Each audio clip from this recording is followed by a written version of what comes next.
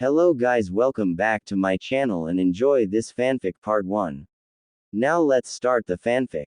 In this training ground hardly no one visits it, mostly because the nickname of it pretty much says it all, since in the ninja world you don't get a name without actually earning it, and the Forest of Death earned it.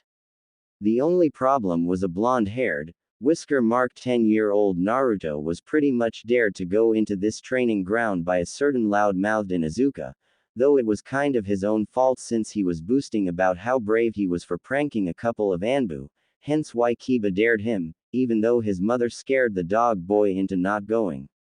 Nuff said. With a mother like Sum anyone would be scared. The young Naruto was walking around, wrapped up in his orange coat and orange pants. Damn it, why did I agree to this? Even the old man warned me not to go in here. If I survive this place, I'm blaming Kiba. The young boy mumbled and grunted to himself as he's climbing over a tree root, though he failed to realize there was a slight drop. Whoa. About a 5-foot drop. Luckily the root curves from the top towards the bottom, though it ended up causing Naruto to roll backwards like a ball. Though when he reached the bottom, Naruto ended up bumping into something, causing that something to turn around and bite Naruto on the arm.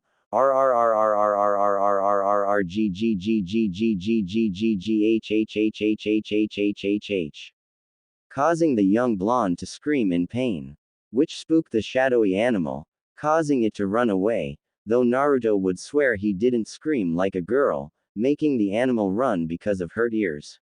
Naruto slowly got up, nursing his injured arm to his chest. Oh okay, I made it into the forest. I'm getting out before anything else attacks me. Thank Kami I can retrace my steps. Hey, remembering where I said all those pranks really comes in handy. After a while, Naruto manages to find the way out, without getting hunted, though that's mostly because of the QB sealed inside of him, though he doesn't know that, along with the animal that bit him running away because of said tailed beast, no one attacks an alpha like the QB, but Naruto will keep thinking it was his scream. Crawling through the hole that he squeezed through, while protecting his arm, Naruto stood up and says to himself, alright that's it, that's the last time I let anybody dare me into doing something as stupid as that. As long as the place doesn't have the word, death, in it, I'm not going. Realizing he would do a dare, but now, he has boundaries, as long as it's no place that has wild animals in it, he'll do it. Now that he's in the moonlight, Naruto carefully lifts his arm to see the damage, wince not too bad, I'm sure come tomorrow it would have healed, hell, I broke my arm once and it healed overnight, this should be nothing. Look up, wolf bite on arm, on Google for reference, and I'm not talking wolf spider. Slowly unzipping his coat, but leaving it on his wounded arm, Naruto wraps his coat around it, not wanting it to bleed out or anything. Slowly Naruto made it home, doing the same thing he did when he sneaked into the Forest of Death, hide from everyone so no one was the wiser. He manages to prank all types of ninjas, his stealth is bound to be greater than even Jiraiya and we all know the perv gets caught because of his perverted giggling. Once inside his apartment, Naruto shuts the door and locks it, taking a deep breath and looking up with his head against the door. For some reason he was feeling tired, but that could be because it was now just after 9 o'clock. Yawn. Okay, I'm going to have a quick look at this bite mark and see what the damage is. Then it's snooze time, though why, yawn, am I so tired all of a sudden, making his way to the bathroom for better lighting. I spent loads of time being awake till after 10, hey, that could be the reason why I sometimes sleep in class. Shaking his head to clear the cobwebs of sleep, Naruto turns on the bathroom light. From our point of view, Naruto looks awfully pale and sweaty with bags under his eyes. Slowly removing his coat, he can see the bite marks on his arm. Okay, not too bad, the thing didn't bite down to the bone, I'll just wrap it up in bandages for now and see the results tomorrow. Doing that, Naruto could feel himself getting sleepier by the second. At some point he needed the wall to keep himself up. Crashing the door open, Naruto flings himself onto his bed, feeling his eyes closing to sleep. Through the night, Naruto could feel his body aching and burning up, making him remove his clothes in his sleep. What he doesn't know was a certain fox was doing something amazing inside Naruto. Mindscape. We all know what Naruto's mindscape likes, so to save time I'm skipping it. At the gates of the seal, Kyuubi couldn't believe its luck, or the luck of its container. Brat, you should be grateful with what I'm doing. If I wasn't sealed inside you, you'd be nothing but a wild beast after being bitten by a wolf with a virus that would destroy any lesser man via implosion. But with me here, I can tweak the virus to suit our needs, since that bastard with the mask would come back for me. This will give you the strength you need to overcome anything, by becoming a new type of being. Lifting its hand towards its face, Kyuubi was holding another fox, but this one was an anthropomorphic fox. Being calm in the presence of an alpha like Kyuubi, just be patient. We wouldn't want to give these stupid villages another reason to hate you. You need to be able to control your animal urges, not to mention I need to make it so that your metabolism doesn't burn through a lot of food, that way you can live off the bare minimum of food without wasting money. Since the fox knows how Naruto is with money, it decided to change the virus enough so Naruto doesn't end up being too strange to everyone. Granted, he'll let the virus upgrade Naruto's body, along with having a taste for pig, chicken, cow, any meat not involved with humans, since it would raise too many red flags, causing people to want to kill Naruto more, and that would be bad for his own health. The fox, using its chakra to change the virus a little more. Done, now go and spread, become one with the boy and become the first ever Werefox of Konoha, ha ha ha ha. A few days later, slowly, Naruto's eyes blinked open, feeling a little lightheaded. His vision was blurry. Where am I? Sitting up and looking around, he made his eyes focus on the room. Oh yeah, I'm in my apartment. Looking to the floor, Naruto sees a pair of boxers. Looking confused for a moment, he looks under the blanket. Oh, those must be mine. Grabbing the boxers and putting them on while still sitting on his bed, still dazed from what happened to him, Naruto tries to think of something. That is until someone was banging on his door, with a loud voice yelling, "Oi Naruto, you better be up, I'm not missing class just because Iruka-sensei was too busy to get you." Naruto knows that voice, he knows it but can't quite remember it, like it's on the tip of his tongue. Getting up from his bed, Naruto makes his way to the door of his apartment. Bang, bang, bang. The noise of the door being punched on starting to annoy him. Reaching for the handle, Naruto yanks the door open. Would ya knock it off? I only just woken up after a fever and, is something wrong? It turns out that the young Yamanaka's home lived close to Naruto, practically down the street from him, but because of her rivalry with a certain Pinkett, she hardly noticed, but ended up being asked by Iruka to check on Naruto the next morning. Since the teacher was busy with paperwork, he asked her to help out. But at the moment, the young Yamanaka girl was stunned. There was Naruto, in his boxers. Though he wasn't scrawny, his body was now built for speed and power. At least for a 10-year-old, the 10-year-old girl thought Naruto looked good with a six-pack. Hello, Earth to Ino, what the hell's wrong with you? She was thankful Naruto is still dense. Shaking her head from her thoughts, Ino looks towards Naruto's face, a slight blush showing. I can't believe I was eyeing Naruto's body of all things. She thought to herself, why yeah, I'm fine. Iruka-sensei asked me to check on you to see if you were alright, since you didn't come to the academy for the past 3 days. Now that got Naruto's attention. He missed 3 days of classes. You've got to be kidding. 3 days? I missed 3 days of classes. I mean, I knew I had a fever, but I didn't think it'd knock me out for that long. Ino began to get impatient. Come on Naruto, get dressed before we're really late for classes. Again, that got Naruto's attention. Looking down, Naruto saw that he was only in his boxers. Thanks to Ino, he just remembered, it seems he was really zonked out of it if he forgot his clothes. Rushing back into his room, Naruto started changing. He was rushing too much that he missed the fact about his body's changes. Granted, he felt amazing, but at the moment he was focusing on not being late a 4th time for classes, though once he was fully dressed, Naruto looked at himself in confusion. That's strange. My clothes feel tight, even my pants, whatever, I'll think about it after classes. What he didn't know was that Ino heard him. Why am I blushing at the thought of his tight pants? I like Sasuke, don't I? Confused. Teenage hormones, everyone has them at that age. Anyway, once fully clothed, though Naruto had to have his coat unzipped to breath, he says to himself, I'm going to need a change of clothes after school, these things are too hard to breath. Now that perked Ino up, a chance to get Naruto a different set of clothes and out of those ugly orange outfits. Yes, I'll help him out, though knowing him he'll still want something orange.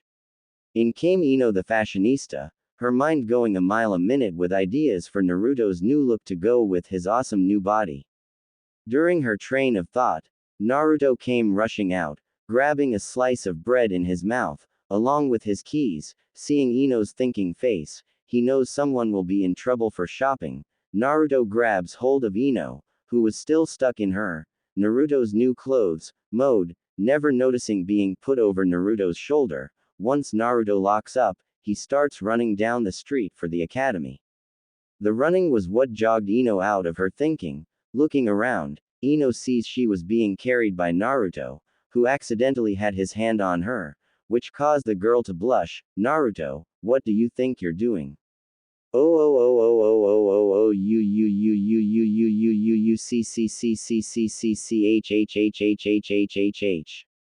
They were a few feet from the academy's entrance, when Ino ended up braining Naruto over the head, causing him to fall on his face and toss the girl off his shoulder, allowing her to land on her feet. Only her face was red, with Naruto ending up at her feet, looking up with a welt. Naruto says in pain, what the hell was that for? I only wanted to make sure we weren't late for class. Ino just huffed and looked away. That was for touching my butt and manhandling me. Don't you know you're supposed to handle a lady delicately? It wasn't a question but a fact for Ino. Naruto sitting up, looks left and right, says out loud, a lady, where? Wham! Causing him to imprint his face into the ground again due to putting his foot in his mouth. Ino, her fist smoking, with a red face yells out, just for that, I'm gonna pick out your new clothes, with you paying for them. Pulling his head out of the dirt, Naruto asks, huh, why? Ino, leaning forwards with an angry look, says to him, huh, did you say something?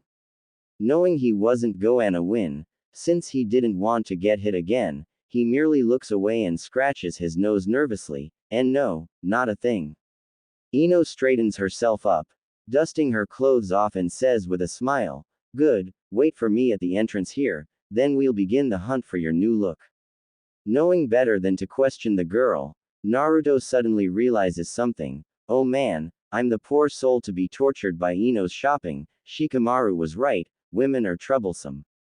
The poor boy finishes with waterfall tears.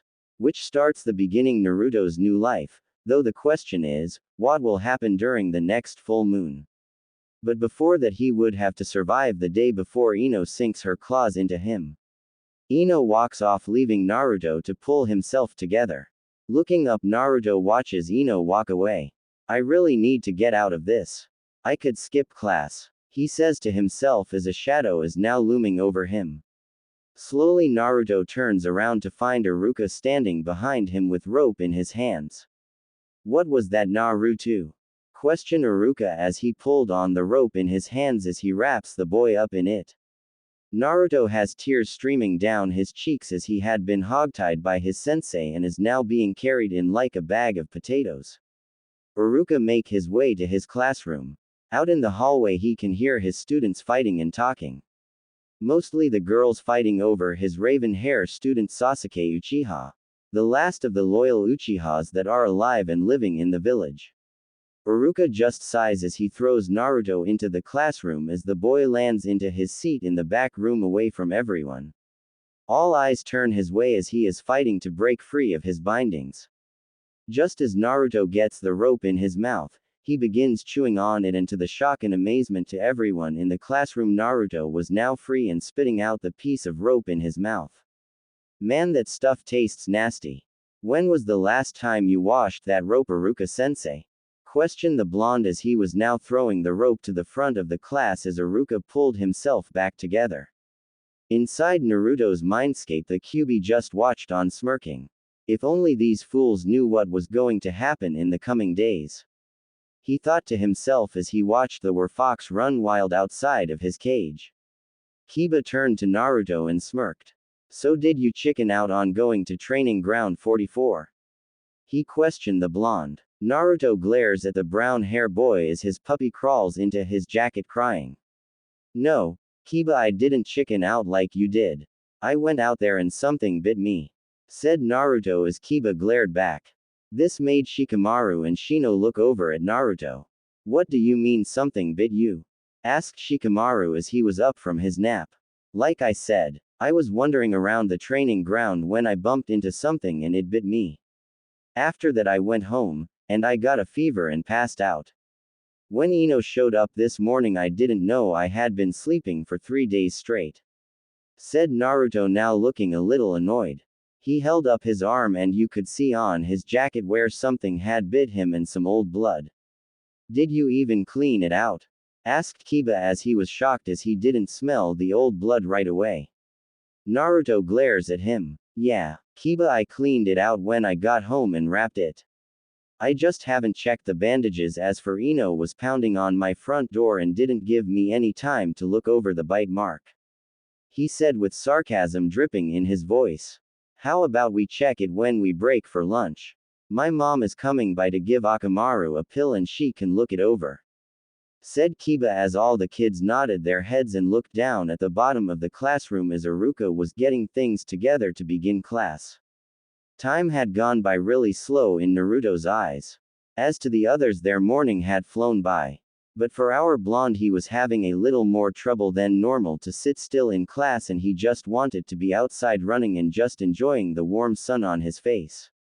Not in a stuffy room with a bunch of people that didn't really like him. Besides the few friends he did have. The lunch bell had finally gone off and all the kids had made a mad dash for the classroom door as Naruto opened the window next to his desk and jumped to the tree that was next to the window. He sat on the branch as he waited for the others to show up at the base of the tree. One by one Kiba, Shino, Choji, and Shikamaru had shown up and Naruto climbed down when they saw Sume walking over to them. Hey pup, called Sume as she saw Kiba. Kiba walked up to his mom grinning. Hey mom, he said. Sume looked over at the boys behind her son and saw Naruto. She smiled to herself. At least my pup is making friends with him, she thought to herself. But her thoughts were interrupted as Kiba asked something. What was that? She asked him. Kiba huffed. I asked if you could look at Naruto's arm. He was bitten by something over 3 days ago and he said he had a fever and has been sleeping for the past 3 days. So that is why he hadn't been at school, he told his mother. Sume raised an eyebrow to this. As long as she could remember, Naruto has never gotten sick and that boy has gone through hell and back and has been in pretty much perfect health. Sure, let me see his arms, she says as she walks over to the only blonde in the group of boys. Ino watches as she is off eating lunch with Hinata as she didn't feel like chasing after Sasuke today. Something deep inside of her screamed to flow the other blonde. But what she didn't know. Okay pup, take off that jacket and let me see your arms, orders Sume as she notices that everything that Naruto is wearing is too small for him. He does as she orders and removes his jacket and she sees the bandage on his arm. She reaches for his arm and slowly she removes the bandage and the smell of old blood is strong on the wrappings. But once she has it all off, there is just a small scare of wolf bite on his arm. Where did you get this bite from? Asked Sume as she was kicking into mother mode. Naruto looked at her a little nervous. I went to training ground 44 the other night after Kiba dared me. I slipped and bumped into something and it bit me, and I went home clean it up. Got sick and slept for 3 days, he explained. Sume turned and glared at her son. It promised him he was going to be in for it once he got home that afternoon. Well, it looks like it's pretty much all healed up. You should be fine from now on. But next time you should have gone to an adult to have had this checked out. For the animal that bit you could have been sick, and you could have ended up worse or even dead from the bite. She told him as Naruto and the other boys just paled at the idea of dying from a bite. I'll go to Gigi next time, said Naruto as he knew Sume knew who he was talking about. Good. Now you pups better eat something and return to class, ordered Sume as she watches the boys run off. I thought I killed the last wolf in the forest, she thought to herself as she left to visit the Hokage to let him know of the latest of Naruto's injuries and where he got it. Just something about left her feeling unsettled. But it might just be that a new wolf pack might have gotten into the village and no one in her clan smelt them. The hour of Naruto's doom had finally drawn, and he stood outside the academy waiting his date with the fashion demon of Konoha Ino Yamanaka. Why am I still waiting here? He asked himself as he looked to the village planning to make a break for it. For you know better and also know I would hunt you down and make you buy me a few outfits for wasting my time as well. Came the voice of Ino from behind him as he turned to see her stand there with her hand on her hip. Naruto just rolled his eyes at her. Fine, whatever. Come on, let's get this over and done with, said Naruto, never knowing these would be his famous last words to her. Ino, before we go to some of your favorite stores, I only have few places I am able to shop, said Naruto as he turns away from the platinum blonde girl. Ino glares at him. Well, if you stopped pranking half the village, maybe half the store owners would be a lot nicer to you. She scolded him. Yeah, keep telling yourself that. Believe that's the reason you see people treating me like shit, Naruto thought to himself as he head to one of the stores that Choji's mom owns. Chichi Akamichi stood behind the counter as she saw Naruto and Ino walk into her store. Hello Naruto-kun. Ino-chan, said Chichi as she walks up to the children with a smile. Naruto grins at the large woman before him. Hi Kai-chan, he told her as he walks up to her for a hug. Ino watched the two interact with each other as she follows after her fellow blonde up to the large woman for a hug as well. Hello Kai mama, she told her childhood friend's mother. What brings you two here? Questioned Chichi as she eyes them both. Naruto had a growth spurt and I'm going to make sure he is wearing something normal and not that orange monster he loves so much, said Ino as she makes a face at his orange jumpsuit. Hey, orange is awesome, defended Naruto as he was now pout as he watched the large woman now laughing at him. Well, you're more than welcome to find something here for him, said Chichi as she went back behind the counter. Outside of Akamichi Rose stood Hinata as she watched from outside of the store though the window as Ino held up different color shirts to Naruto. No, how can Ino-san be doing this to me? Questioned Hinata as she watched Hugh new blonde hair rival for the one she loves.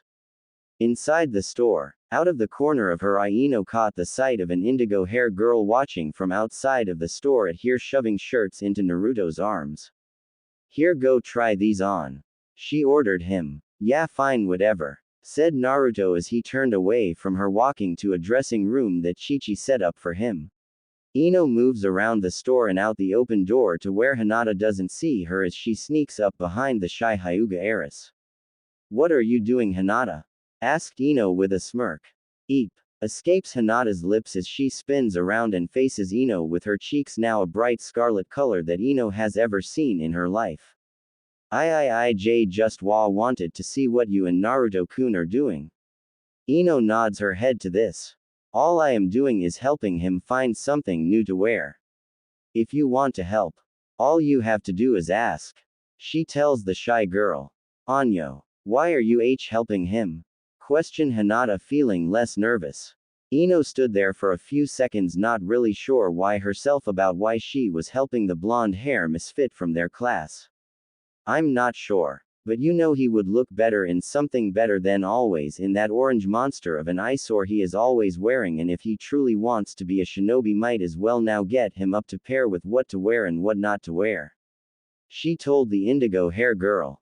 Hinata nodded her head and followed Ino into the store just as Naruto walked out of the dressing room with black cargo pants with a few dozen pockets and a skin-tight black shirt with a fishnet shirt over it. He looked at both girls with a slight grin. "What do you two think?" he asked them. Both girls had a slight blush on their cheeks as Chi-Chi walked up behind them. "I think that suits you quite well, Naruto-kun," she told the orange-loving boy as he handed him a black duster with an orange Uzumaki swirl on the back of it and a black cloth headband with the same orange swirl. Naruto tried it on and looked himself in the mirror, grinning at the look. Hinata blushed a little more as she looked around the store and saw an orange bottom-up shirt and walked over and grabbed it and came back over to him.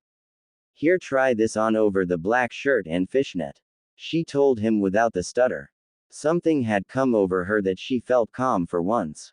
Maybe, just maybe, she was getting over her fear and becoming a little stronger.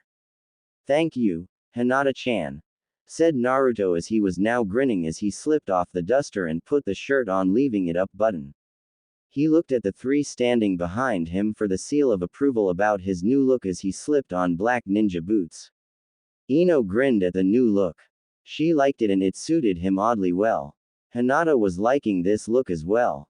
Chi-Chi was happy to see that Naruto had made a couple of friends that are willing to help him. "You look good for once, Naruto," said Ino as she grinned. "Why, you look really nice, Naruto-kun," said Hinata, feeling a little nervous and her cheeks heating up a little more. "I think we have your new look, Naruto-kun. Come by tomorrow and I'll have several sets ready for you. For now I just have 2 of those jackets and 3 cargo pants and 4 of each of those shirts, and I want to at least give you 2 weeks worth of clothing. I know how you with training are, so I want to make sure they hold up, so I have to add seals to the others as I have already added to these ones," said Chi-Chi as she smiled at the blonde hair misfit of Konoha. She has always been fair to the boy, for she always had a feeling that he was the son of her late teammate Kushina Uzumaki and she would do anything for her late best friend. Naruto bowed to the large woman and smiled up at her. "Thank you, Chi-Chi-chan. Are you going to put it on the old man's tab?" he asked her. She nodded at this and he sighed in relief, for he wasn't sure he was going to have enough for everything he bought here today. Across the village at the Yamanaka compound, Ino's father was standing in the family home looking over at his wife with a nervous expression on his face. "Inoichi, what is troubling you?" asked Usagi Yamanaka, wife of Inoichi and mother of Ino. Inoichi looked over at his wife. He slowly let out a sigh before he spoke. "It is the family curse.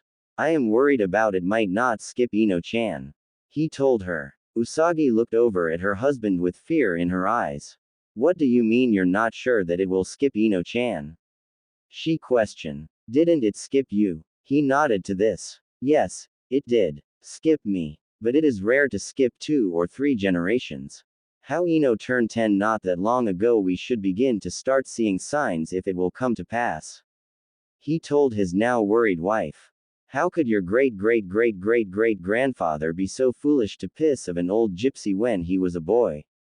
To curse his family with the mark of the werecat of all things," said Usagi as she let out a sigh. She was told the family curse the moment she married her husband and became pregnant with Ino. For there might be a chance of that curse following their child. At what age does the curse take full hold of the person?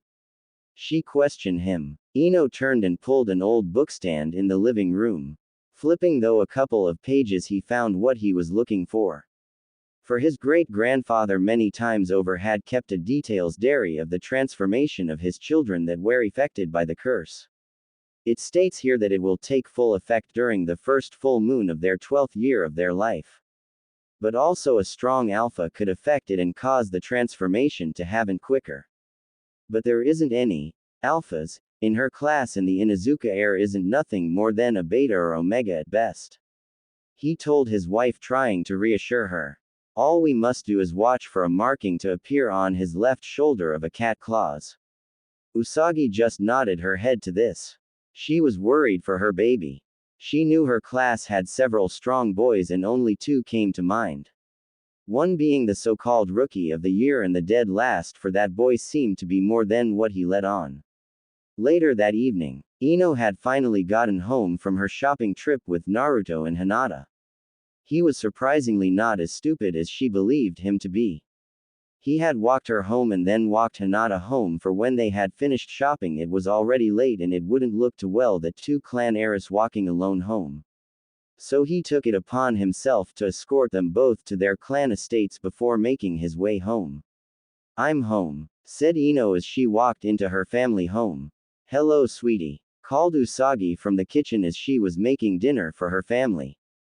"Hello, princess. You're getting home kind of late today," questioned Inoichi as he watched his daughter put her bag down and walk into the kitchen towards her parents as they had been chatting about the family curse all afternoon and evening. She smiled at both of them.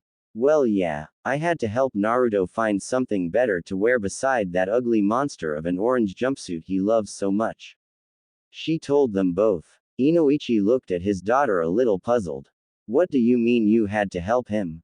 he asked her. Ino sighed. "Well, yesterday after school Iruka-sensei asked me to go and check on Naruto to find out why he hadn't shown up for class for the last 3 days, for Iruka-sensei couldn't do it himself for he has been busy with teacher meetings and after the meetings he helps out at the Hokage Tower.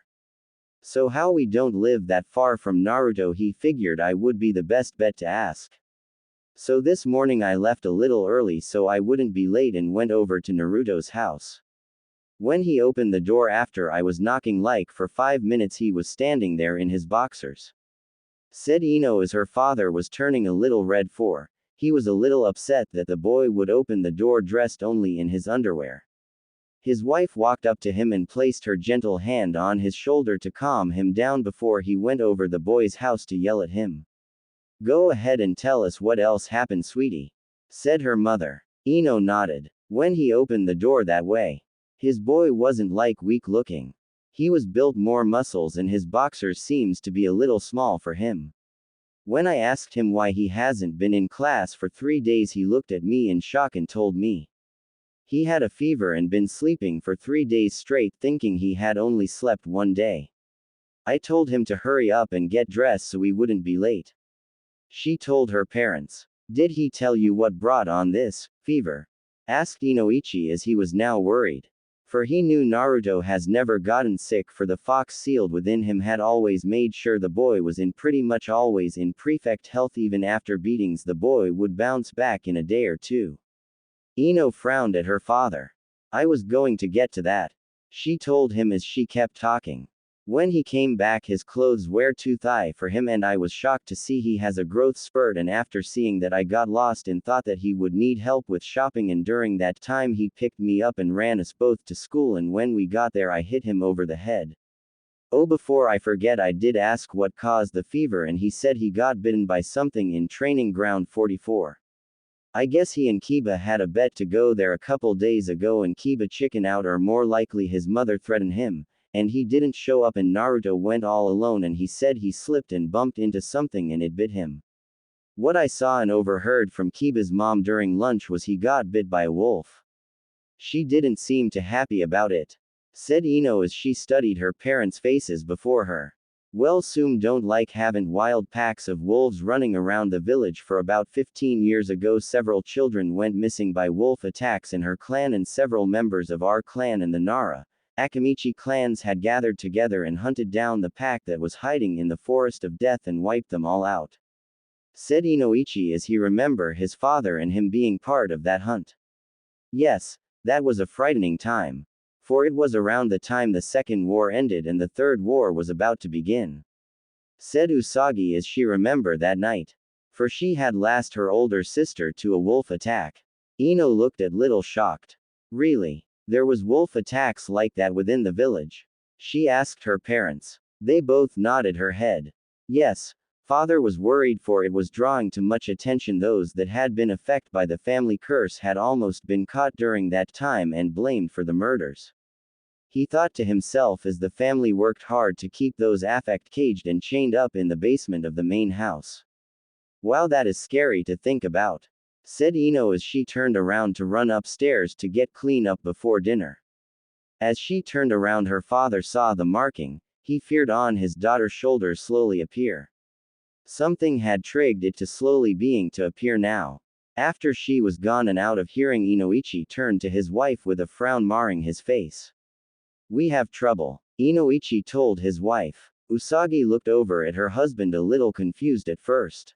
What do you mean? She asked him. The marking is appearing, was all Inoichi told her as she had the look of horror.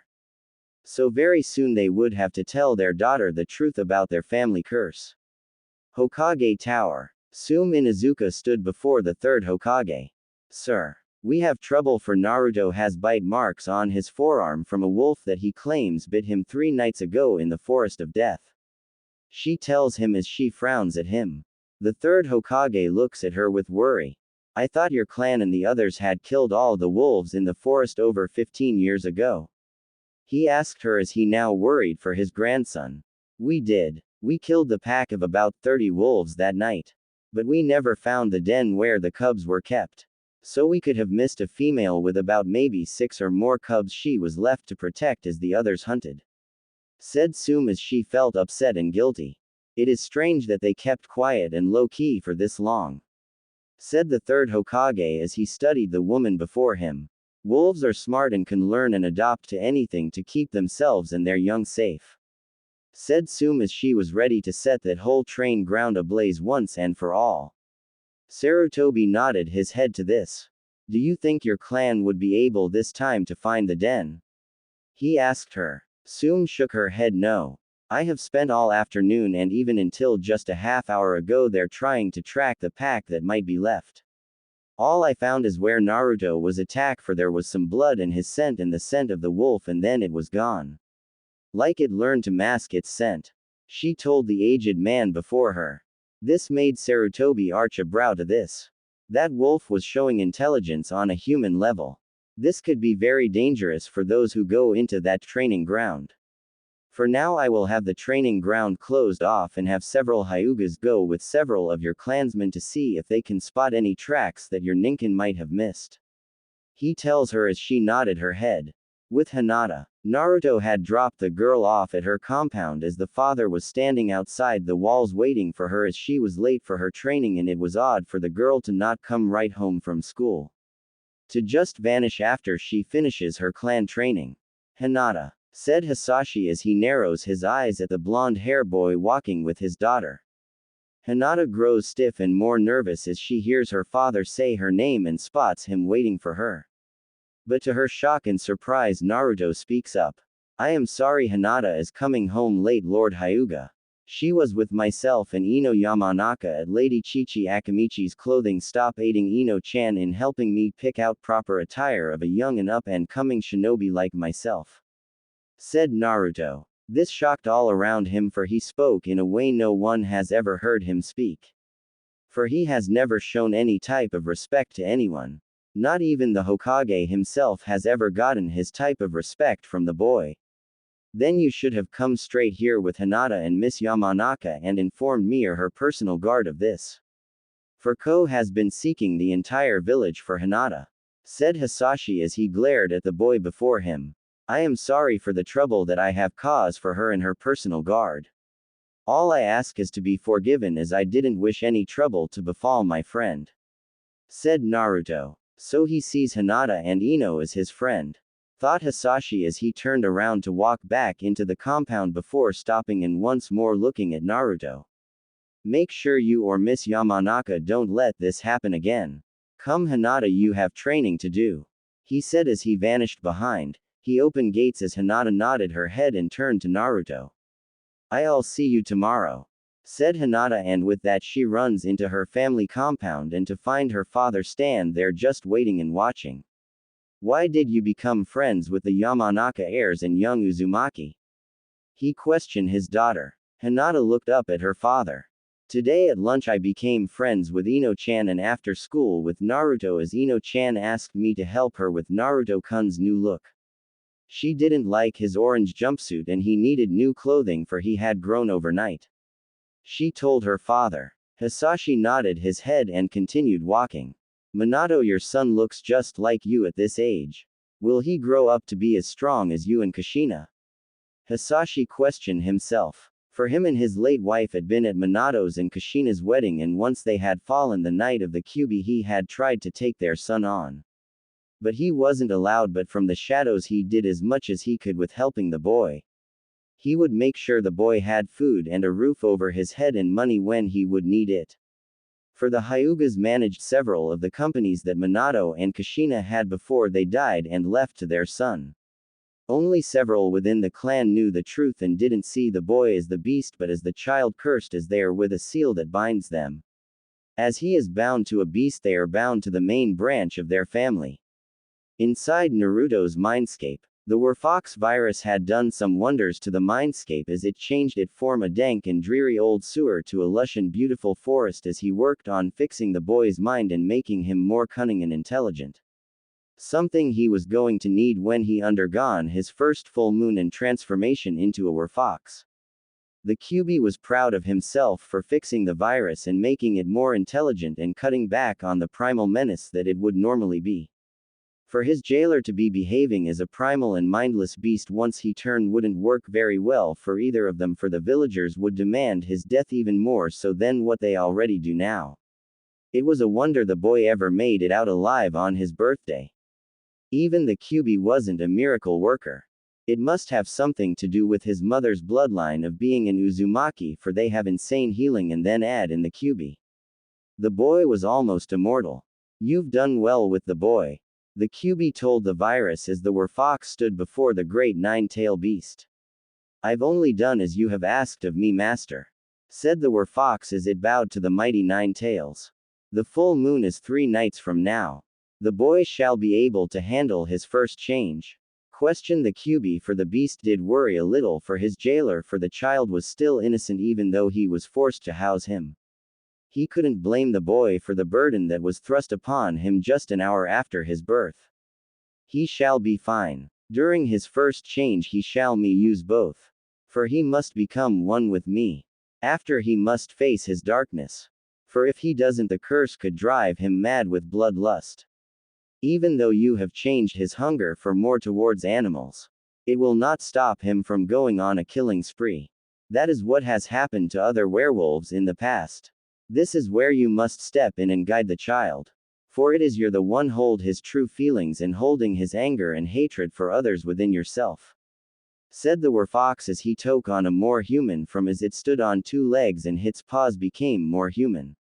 That shall be tricky, for I know the child will be angry with me and focus all his anger and hate on me for a while, said the Kyuubi as he looked into the shadows of his cage as he saw the black hair from of his jailer sleeping with golden chains, wooden chains, and vines wrapped around him.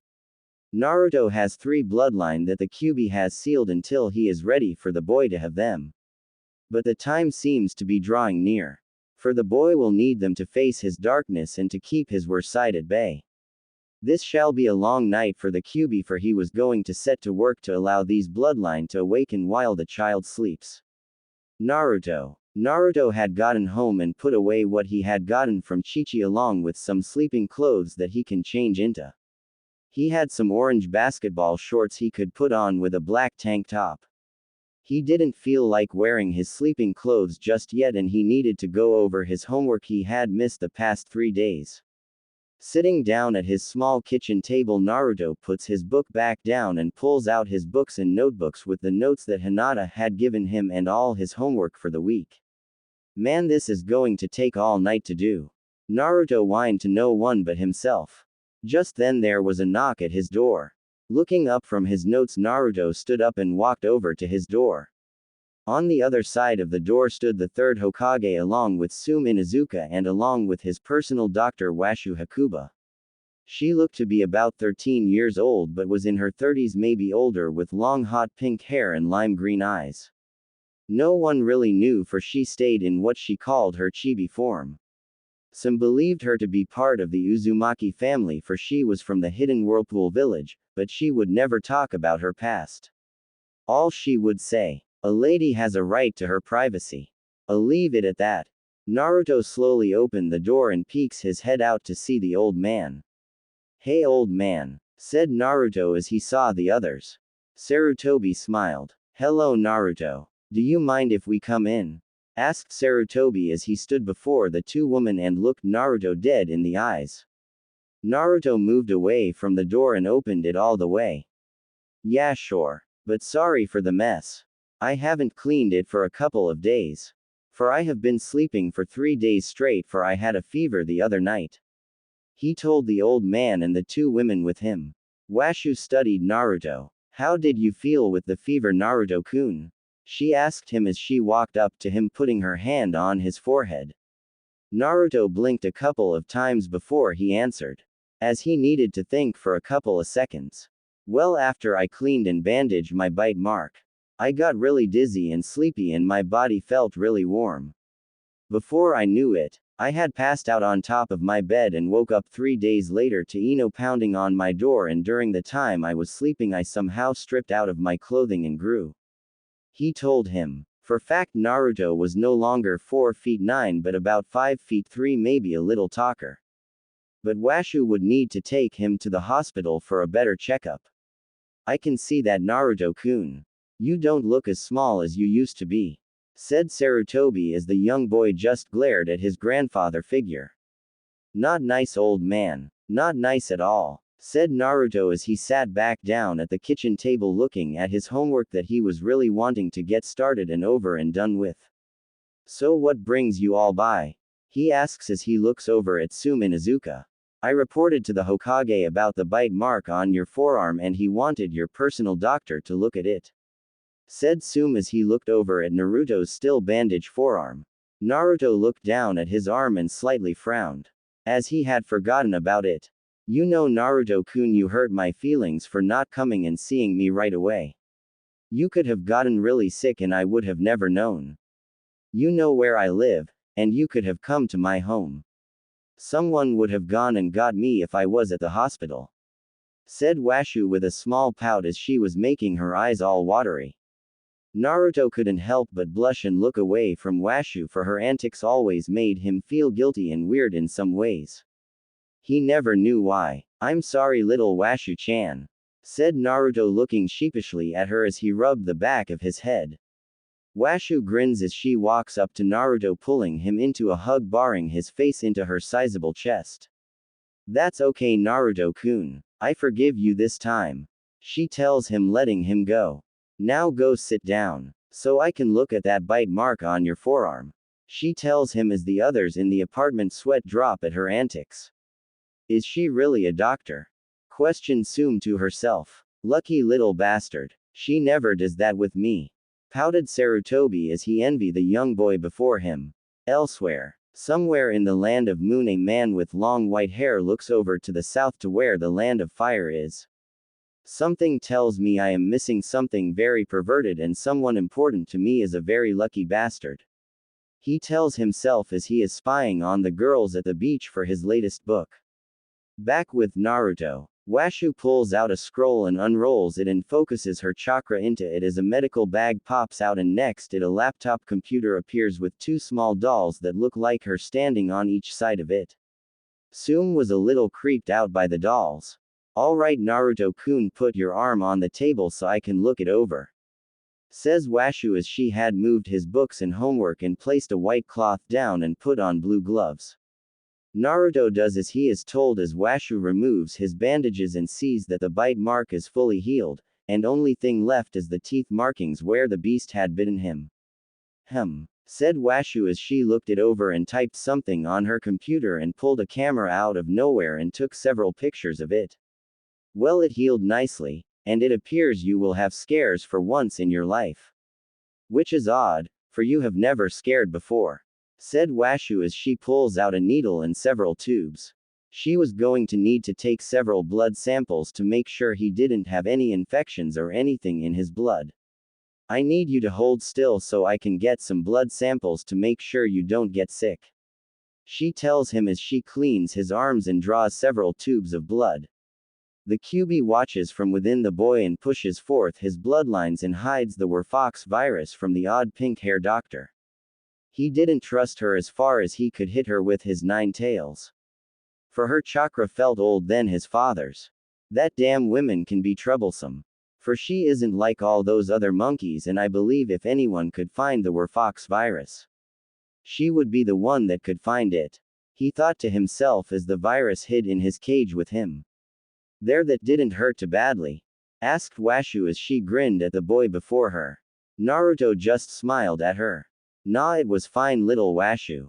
He tells her. So can I get back to my homework, or is there something else that you all needed? He asked them. Sume looked at Naruto with a little worry in her eyes. Did you see what bit you? She asked the boy as the Hokage and Washu looked into his refrigerator in cupboards to make sure he had food to eat. All they found was ramen. Washu frowned as well as the Hokage as he motioned with his hand as a Neko Anbu appeared before him. Neko, could you go shopping for Naruto-kun and get him about 2 months worth of food? For he is growing, and he is going to be eating more. So that will last him about 2 weeks, maybe 3. He tells her as he goes back to listening to Sume and Naruto talking. It was dark and all I saw was glowing yellow eyes and a yip growl as it bit me and ran off as I screamed at it. Said Naruto as he looked down at his hands a little sheepishly. Sume nodded her head. Thank you, Naruto. She tells him as she turns to the third. That's all I needed, Lord Hokage. She tells her leader. He needs to her. Very well. Well, Naruto-kun, we will take our leave and Neko will be returning shortly with some supplies for you. If you need anything else, just let me know. He tells the young boy as he nods and goes back to his homework as the others let themselves out. I need to get to the hospital to run all these tests to see what brought on that fever on. For that is not common with him. Said Washu as she was now frowning and had a hard look on her face as she was thinking and biting her thumb as she sunk into the ground with a pink swirl.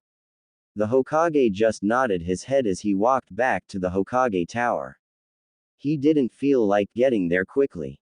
He just wanted to enjoy the cool October night air as he figured he would finish a little bit of paperwork as he knew Washu would have a report to him very soon. It was the day before Halloween and Naruto was sitting in class. He had caught up on his missing homework thanks to Hinata and Surprisal Ino's help. Since that day, Ino had to go and check up on our blonde misfit. She had grown close to him, and what shocked the others, she had stopped her fangirling over Sasuke Uchiha. In ways, Sasuke was grateful for losing one of his fangirls. But also, he was a little upset for she is a clan heiress and of better breeding stock than the other girls that are chasing after. Granted, a couple of them are from councilman family or have claims to be related to nobles. But that was it, they were just claims and that wouldn't do for when he was ready to rebuild his clan. But that was something he would worry about once he was ready and much older for. So what are you going to be for Halloween? Asked Naruto to the 2 girls that now joined his little group. Anyo. I really haven't thought about it. For I have to take my little sister out trick-or-treating. Said Hinata as she was stuttering less and was blushing a lot less as well. Kiba grinned at her. Well, I'm going as vampire. Naruto laughed. That is a fitting costume for you, Kiba. He told the dog boy. Kiba looked at him a little puzzled. Why do you say that? He questioned, not knowing he was setting himself up for something. Naruto grinned even more before he spoke. For I always knew you, Ed, and by being a vampire you're showing you even more.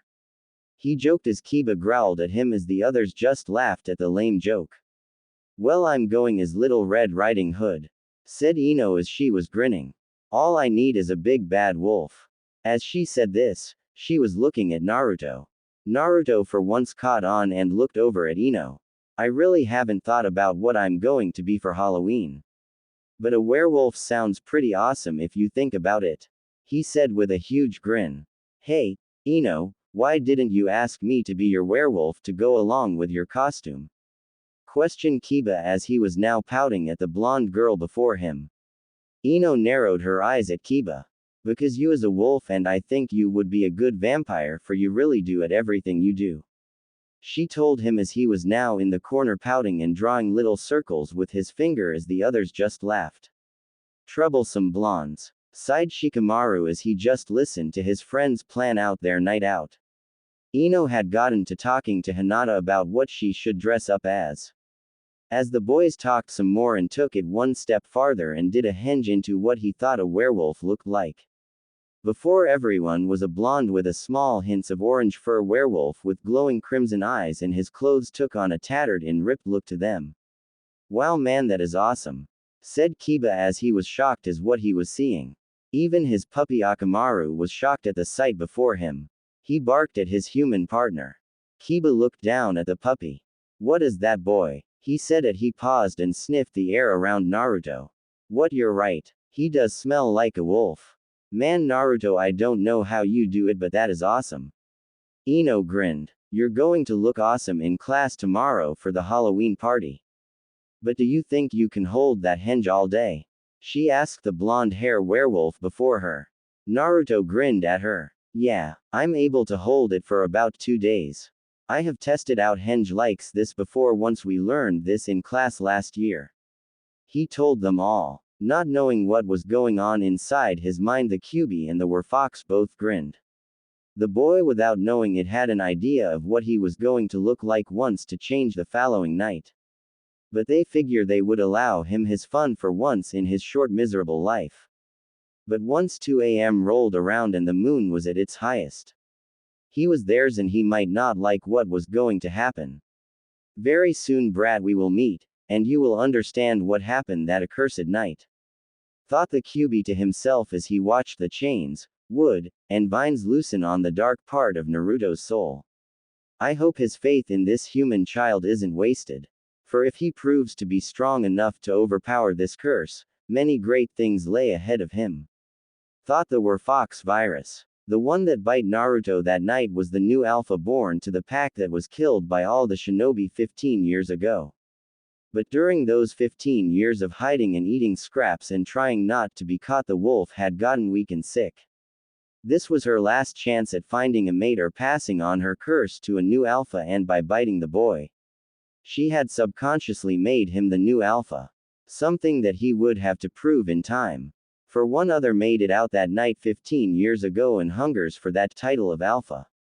Back with the others. So we will all meet at Hinata-chan's compound, and at 9 p.m. we will send her sister off with Ko and go to the Halloween party at Ino-chan's parents are having," said Naruto as he was looking forward to his first Halloween that he would be able to enjoy himself.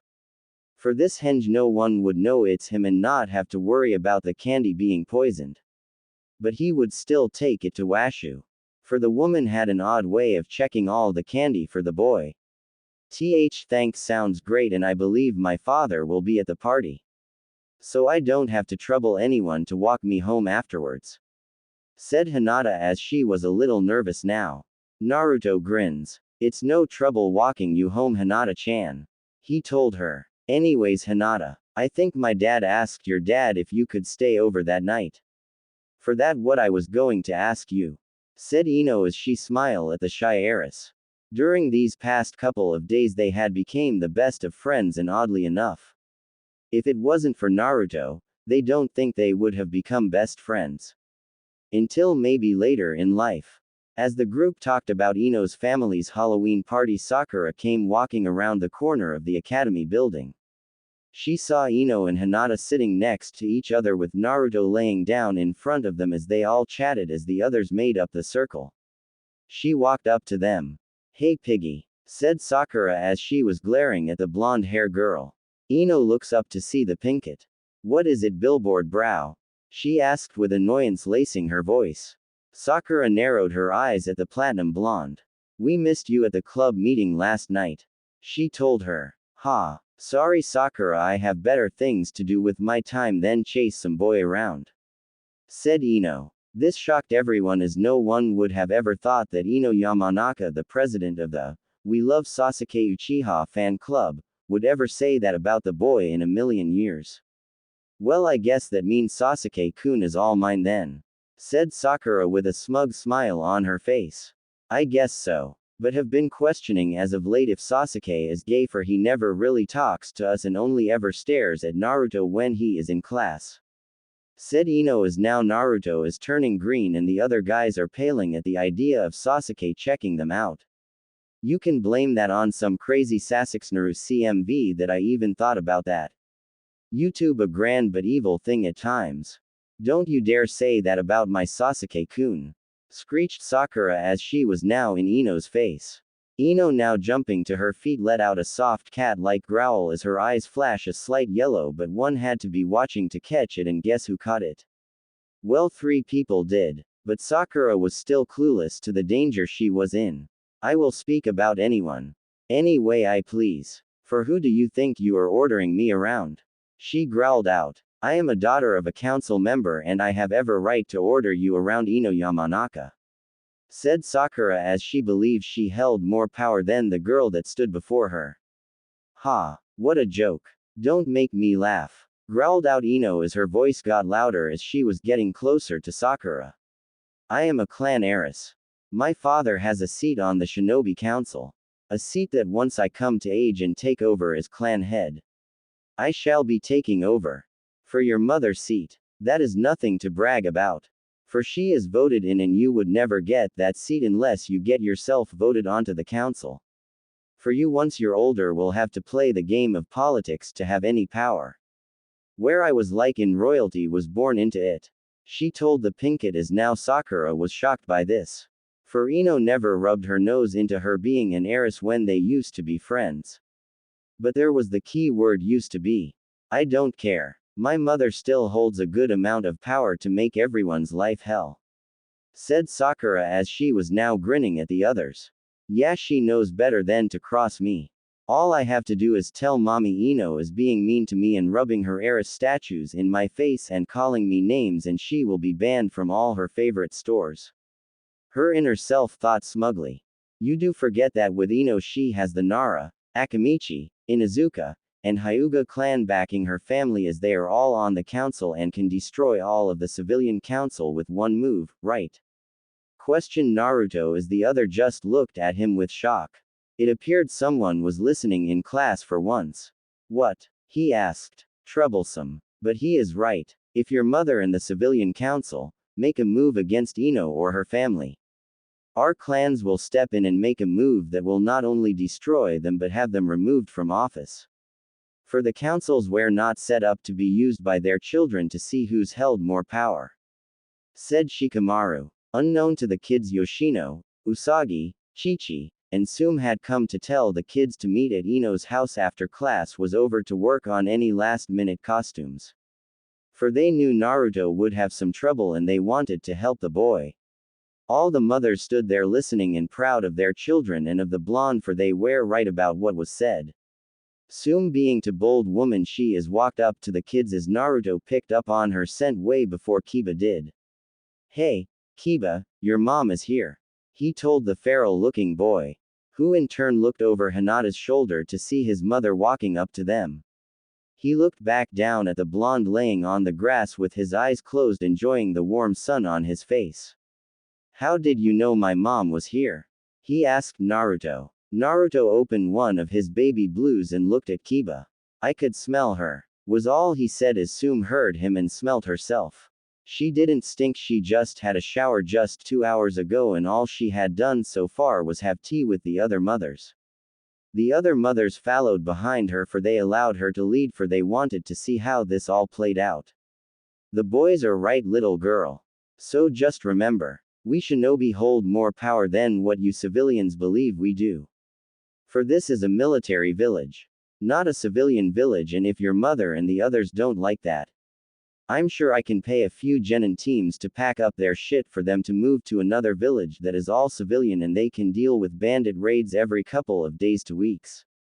As for living in this village, they are safe from that worry. But the only thing they must worry about and fear is an attack from another village on our own, said Sum as she was glaring at the now frightened Pinkett. No ma'am, was all Sakura said as she ran away from the feral-looking woman. Was it something I said? Asked Sum as she was grinning. Kiba rolled around on the dirt laughing. That was great, Mom. You knocked her down a few notches. She thinks her shit doesn't stink because her mother is on the civilian council and that she can get away with murder. He tells his mother. Well, the girl is wrong. For how Naruto and Shikamaru pointed out, as well as Ino did, her mom was elected in, as those who are heirs will take over their parents' seat, said Usagi as she walked up to the kids. Hey mom, what brings you here? Asks Ino as she was looking at all the other moms. Oh, we came by to tell you all to come to our house after the academy lets out. For we are going to finish all your Halloween costumes, and yes, Hinata, your father already knows, and your sister will be there for she wants to see what you pick out. Said Usagi as she smiles at the shy heiress. Thank you, says Hinata as she stands to bow to the women before her. Naruto grins. I got my costume covered. He tells the others. Oh, asks Yoshino as she looks at the boy. What are you going to be? She asks him. I'm going to be the big bad werewolf to Ino's little Red Riding Hood costume. Says Naruto as the mothers are snickering at this. Oh, how cute, says Chi-Chi. Naruto looks at her a little puzzled but doesn't say anything as Ino and Hinata both blush as they catch on to what Chi-Chi is saying. Just as Naruto is going to ask what makes his costume so cute, the bell rings. Their lunch break was over, and it was time to head back into the classroom to their awaiting teachers. One they all loved as the other they could really careless about. With that they say their goodbyes and leave the mothers to talk among themselves. Chi-Chi looks over at Usagi. It's so adorable that they are doing a couple's costume. She tells her longtime friend. Usagi looks over at her friend and the other ladies. It is very sweet and cute. I am happy that my little Ino-chan is now hanging out with true friends and not wasting her time with those fangirls. Those girls that chase after that bratty Uchiha boy are so toxic. It was to the point that Inoichi or me would have to drag a kicking and screaming Ino into the backyard to do any type of training, and even then, we had to sweeten the deal to get her to do anything. She tells the others. It appears since that day she came into my store with Naruto. She has grown a lot. Even Naruto has grown a lot. He is acting years beyond his age, and I think he will be good for the kids to have around. Says Chi-Chi as she thinks back to that day the kids came in. If only he could get our lazy sons to train more. I would be happier. Said Yoshino as she is now grinning at a knowing Sum. I agree, and that pup has the air of an alpha. That is something that will push my son in the future, and if need be, I might have to have the boy kick my sons and prove the point of a natural born alpha to a beta that parades around as an alpha. Said Sum as she is now thinking about the future of her clan and village. The day flew by as the final bell of the day went off and all the genin hopefuls ran out of the classroom. As for Naruto, he left the same way he did during their lunch. For he didn't want Sasuke anywhere near him. With just that thought of the boy maybe liking him in that way, it frightened Naruto and he didn't like it one little bit. Hospital. Washu sat in her own private lab in the basement of the hospital as she looked over all the bloodwork she had down on Naruto. Okay, my little guinea pig, what secrets are you hiding from me? She says to no one but herself. Washu, you are the greatest. Says Doll 1. Washu, you will know all his secrets before the day is out. Says Doll 2. Washu looks over at her two little dolls that she loves creeping people out with. I know. For I am a super genius, and with my help I will make Naruto-kun very strong. I don't give a damn what those old fools says. Sarutobi needs to replace his personal council, for all they have done is bring this village to the edge of destruction more times than I care to think about.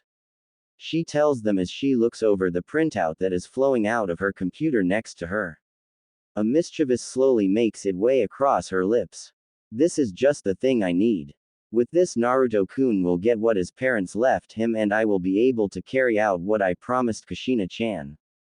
Washu thinks to herself as she stands up and walks over to another table and highlights what she needs and leaves her lab to rain down hell onto this village of damn fools. If only she had her other loved ones. They would aid her in her personal battle and war she was going to go thought for this boy she has grown to love for the past 10 years of his short and sad little life. All she was grateful for was that she was able to make him smile just a little during that time. Hokage's tower. Hokage's office. Sarutobi sits at his desk just looking at all the damn paperwork the civilian council and his elders are pushing on him just the day before Halloween. He was so wishing to have the say to take his grandson out and watch the children of the village run around and enjoy themselves as he used to in the days of old. In the days before he was forced back into office and before that horrible night a child of this village was forced to live with the most horrendous of burdens. Old man, I have something I need to talk to you about, said Washu as she comes up though his floor in a pink swirl of light with cherry blossom all around her. He looks up from his paperwork. You know Washu, as your leader you must show me some degree of respect, he tells her as he pushes his paperwork aside. The day you stop using that crystal ball to spy on the hot spring I will give you the proper respect, Washu tells him with a grin as she knows she has gotten him there. But when they are around others, she will respect him. But when they are alone like they are now, she will be herself and put the old man in his place. Clearing his throat and looking over to the left and right corner of his office, and he can tell that his two female Anbu were ready to kill him. By what he could feel of their killer intent for him. Washu, what brings you to my office? For you never come unless I have to call for you or Naruto is hurt, he asks as he feels a little nervous now as he is worried for his blonde-hair grandson.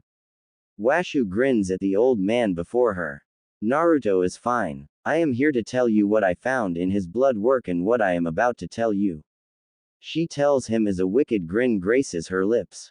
It will rock the very foundation of this village and you will have to give over my student's family scrolls to her son. I don't give a damn you believe he is too young. For after that attack in the Forest of Death, Naru-chan has awoken 3 bloodlines, she tells him as she watches his face. The long-forgotten pipe falls out of Sarutobi's mouth as he looks at the pink-haired chibi woman before him. He jade green eyes holding more power than he has ever seen before. What do you mean 3 bloodlines, and are you sure I have to tell him now? He questions as he was hoping to push it off for as long as he could. Maybe even make Jiraiya tell him. I believe by this very full moon, like in many of the Uzumakis in the past, his bloodline will awaken. For it is after the first full moon on their 10th year of life their bloodlines awaken. As for our little Naruto-chan, he holds 3 of the main family's bloodlines. One that everyone only believed that the Senjus only held. But I can tell you, that isn't true. For there was about 15 Uzumakis in their history that held wood release and they all belong to the main royal family. Then there are the chakra chains only believed that the woman of the main royal family could use, but there were about 3 men that could use them as well. For they became the village priest or monks, for they wanted to have children to pass on their bloodline limit to them as well. So it wouldn't end there. Then the rarest of them all, the poison ivy bloodline release. With this bloodline limit Naruto becomes the very poison he can make from planets. Just from kissing him or just a touch, he can poison you and there would be no way of knowing and there isn't a way to counter it. Unless he does it himself for you. That is why I told you, he will need to know who his parents are, and as his godmother I want to move him into his family clan estate that the civilian council along with your elders have been trying to break into for years. Don't lie to me, for I know the truth, for I have been watching them and have stopped them many times in the past, and that Danzo doesn't care too much for me. And I swear to you, if that mummy of a man doesn't stop trying to kidnap or poison the boy to make into his own weapon or tool, I will kill all the elders. There will be nothing you can do to stop me, for I hold more power than you or our Fire Lord. For he is the figurehead I have running things for me, as I am the one who calls all the shots from the shadows. Washu tells him as she was now standing before him as her adult self with some of her goddess power rolling off of her. Her power is so insane that all the hidden Anbu and the little spies that Danzo has hidden in the office all fall like flies. Sarutobi looks to his far left and far right to see 2 root Anbu laying on the ground choking to breath as the 2 dolls that always appeared on Washu's laptop stand on their shoulders holding needles with something glowing green in them. It appears your old friend has been spying on you once again, and this is the last time my 2 dolls will take care of them. For here is all that Danzo has done in the shadows, to the point of trying to blackmail my puppet of a figurehead to gain more power and to overthrow you as Hokage, for he believes he is better suited than yourself. As well, the files on your desk are under a jutsu that makes them copy themselves after every 2 hours if you don't finish the stack in the allowed time limit. This was set up to keep you busy so they can work in the shows to kill Naruto or kidnap him. She tells him as they both watch the stack of paperwork grow by a 100. This all shocked Sarutobi as he looked over the files that Washu handed him. It had listed all those in the bandage man's pocket. How did you get all of this? Asked Sarutobi as he was pulled out of his shock. We gathered all of this. Said Doll 1. We are just more than puppets and have free will to move around and do as we wish. Says Doll 2 as they are now both on Washu's shoulder. They make the perfect spies for who's going to pay any mind to 2 dolls that a child left laying around or some root took away from a child Danzo bought or kidnapped. They are both easily overlooked and have been gathering intel for me for years. Enough to build the case that I give to you. Besides the files that my other puppet gave me. Washu tells him as there is a knock at the door. Enter. Said Sarutobi as he is trying to get over his shock at what was all given to him. He has missed so much in his blind faith he had in his former teammates and the people he asked to help aid him in running this village. A village that at the end of the day, he held all the power over. Not them even though those fools believed to be more powerful than him. The second coming is the second god of all shinobi. Entering his office was Shikaku Nara, Inoichi Yamanaka, Commander Dragon, Ibiki Morino, all important people and heads of his military branches. Washu smirked as she kept her adult form as she turned to the men. Good afternoon, gentlemen. I am glad you all came when I called for you. She told them all as Sarutobi looked at her questioningly. I sent for them for once I knew you had these files. You would be very busy with them doing your damn job and cleaning up the mess you allowed to happen all those years ago as you took the hat of Hokage. She growls out as Sarutobi sits up straight and looks over at his 4 commanders. In this file are list of people who have been acting behind my back and of our Fire Lord's back. They are to be brought in and questioned and depending on what they have done. They will either go to prison or be sentenced to death. Said Sarutobi as each man straightens and looks at their leader with shock. For they never knew if this day would come. I do want you to make a point and have their executions done in public to stop the next fool from believing they are above my final word as the true Fire Lord. Said Washu as all the men look at her wide-eyed. They believe her to be some insane woman that Anko and the other ice queens just hung out with. But the air of power and royalty did come off of her in waves as she stood before them and they could tell she was the one that did hold all the chips and that the man they believed to be their Fire Lord was just some fool she allows to live the good life as she does as she wishes. As for that man has to report to her and if by what they just seen. If he steps out of line. She will just end his life and replace him with the next fool wanting an easy job. Naruto and gang. Unknown to Naruto and the others their lives were going to change here shortly. But for now they all just wanted to have a good time and plan out what they wanted to do for Halloween. Hinata, I think you look lovely or a water fairy. Said Yoshino as she finishes the girl's powder blue skirt. Hinata blushes as she looks down at the Nara clan's mother. Then thank you. She told her with a bundle of nerves. Oh sister. Please stop being so shy. She is right, you do look lovely as a water fairy. Said Hanabi as she looks down at the dark angel costume that Chi-Chi is helping her with. I'm going to look cool tomorrow for class. She says with a grin. Why yes, the dark angel of our clan. Said Hinata with a giggle. As I am just a fairy that will protect and gift you with a wish. She tells her sister. Naruto looks over at the girls and smiles. I'm glad we are all going to have fun tomorrow night. He tells them as he puts on the pants and shirt that Sume gives him. She put fake blood on them and had her Ninken shred them up to look like he had transformed in them to a wild beast that is a slave to the full moon. I'm glad, pup. All you kids do need to have some fun and cut loose. Said Sume as she is grinning at the blonde before her. Ino comes walking into the room with the others as her mother follows behind her. She has on a white blouse with puffy sleeves and a crimson skirt and black stockings and black ninja heels. What finished her look off was the crimson hood cloak she is wearing with the basket in her hands. Her mother had pulled her hair into twin braids and Ino was loving the look. She looked like a girl from a small farming village. Wow, Ino, you look great. If your parents have a costume contest, I think we will win.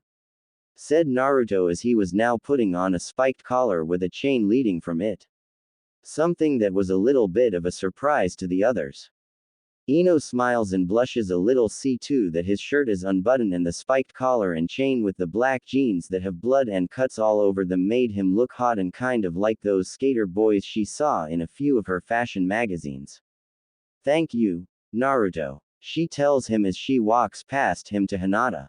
My baby is growing up, says Usagi with a single tear rolling down her cheek to the other mothers as they all share a knowing looks. Just as they finish everyone's costumes, a knock is heard at the door. Outside of the Yamanaka clan compound is Washu standing next to her as the third Hokage as he has a silver hair Anbu holding a massive scroll standing behind him. Are you sure the boy is here? Asked Sarutobi as he was a little nervous about what's to come. Washu looks down at him from the corner of her jade green eyes. Yes, he is with his friends. Why do you want to do this here and now? Why couldn't we do this in my office without everyone around? Questioned Sarutobi as he didn't know how the mothers would react to this or the fact that he hid this from them for so long. Pay back as a bitch as the boss, you're screwed, said Washu as she just grins wickedly at the old man next to her. As he was going to speak, the door opens. Oh hello Hokage-sama, little Washu, said Usagi as she steps aside to allow them into her home. Forgive me, but I wasn't expecting anyone to come by and my husband isn't home right now, as I and the others are finishing the children's costumes for Halloween. She tells them as she leads them to the others in the living room. As they walk into the living room, they find Ino and Hinata on either side of Naruto as they both chat with the boy as the other boys watch on and chat among themselves. Chi-Chi looks up from her cup of tea as she hears someone is walking into the living room with Usagi. Little Washu-sensei? Questions the larger woman. All the kids stop talking as they look to the newcomers and wonder what is going on, for the Hokage looks a little green and the pink-hair woman has a devilish grin on her face. One that reminds them a lot of Naruto when he is up to something. Hey little Washu, old man, said Naruto as all eyes go to the blonde-hair boy in the room as he just addressed their village leader so casually. Hello Naruto-kun, said Sarutobi with a grandfatherly smile. Hello, my Naru-chan, said Washu as she walks up to the boy and pulls him into a bone-tight hug. Naruto smiled as he returned the bone-crushing hug. Sensei, it is a pleasure to see you and all. But what brings you here today? Asked Chi-Chi as she was now walking over to her sensei. Washu smiles as she looks over at the Hokage as the old man looks to have aged about 100 years in just a few seconds. We came here looking for young Naruto, for it is time for him to learn the truth about everything, and with his friends around, I felt it would better aid him to understand why I never told him about what I'm about to say now, said Sarutobi as all the women look at the Hokage in wonder as all the kids gather around their blonde-hair friend as Washu had let him go and he was now once again sitting with Ino and Hinata. Okay, but what is it that you need to tell me, Gigi? Asked Naruto as he was a little scared. With a heavy heart and a sigh, the old Hokage sat down before the boy. I am here to tell you about your parents, and once as you understand why, I will tell you when it is just you and I about something else, a burden that was thrust onto you at a very young age. He told the young boy before him. Inu, as he held onto the very large scroll, couldn't help but notice the two crests on it. Those two crests belonged to his late sensei and his beloved wife. He looked to Washu and to his leader. But with his mask on, the Hokage couldn't see the questioning look, as for Washu was able to see though it, and nod her head to his unspoken question as she could see a tear slid under the mask of the young man behind the Hokage. What I am about to say to you, Naruto, is of most importance, and once it is made known, I will have to make sure you are being taken care of better than what I have done for you thus far, said Sarutobi as all the mothers had a puzzled look as the children don't have a clue what's going on. Well, maybe one does, but it's too troublesome. Troublesome? You're here to finally tell Naruto that his father was the fourth? Asked Shikamaru as the others looked at him with shock. Sarutobi smiles with a slight chuckle. My boy, in time you will surpass your father. But yes, I am here to tell Naruto his father is in fact was Minato Namikaze and his mother was Kushina Uzumaki Namikaze. They both passed on the night he was born, he said with a sad smile. Naruto looked shocked at his Gigi for never telling him until now. But why now? That was the question racing though out his mind. Why Gigi? Why tell me now? I have been asking you for years who my parents were. He almost yells but calms himself down as Ino pulls him into a hug. She slowly rubs circles on his back to calm him to make his ache and pain hurt a little less. I didn't want to tell you until I knew you were able to protect yourself. But something has happened, and my hand was forced, said Sarutobi as he looks at Washu as he is now glaring at the pink-hair woman. What has happened that you must now tell him of his mother? Questioned Usagi as she wanted to know what is going on. I ran a rainbow of blood work on Naru-chan here to test him for everything after he was bitten by a wolf in training ground 44. I wanted to make sure he would be alright.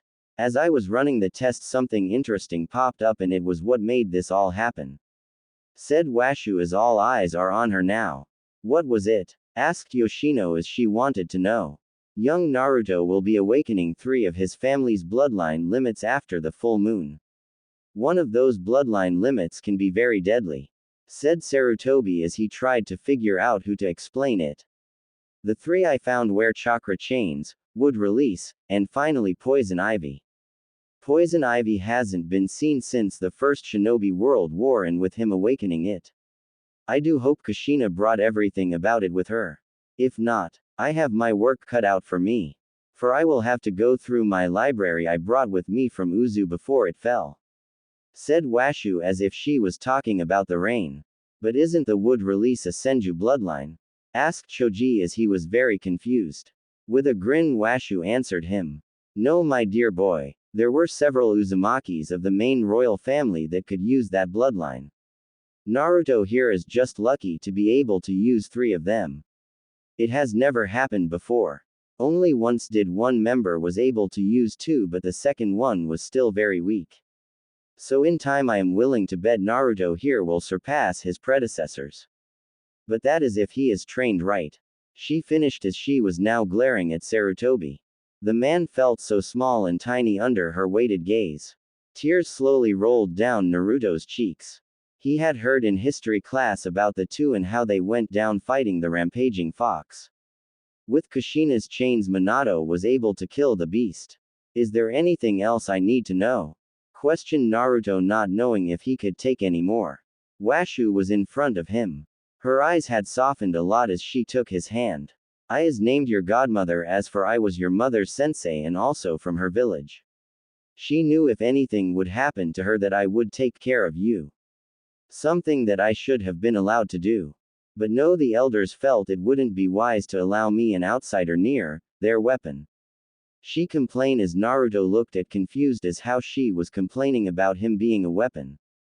What do you mean, their weapon?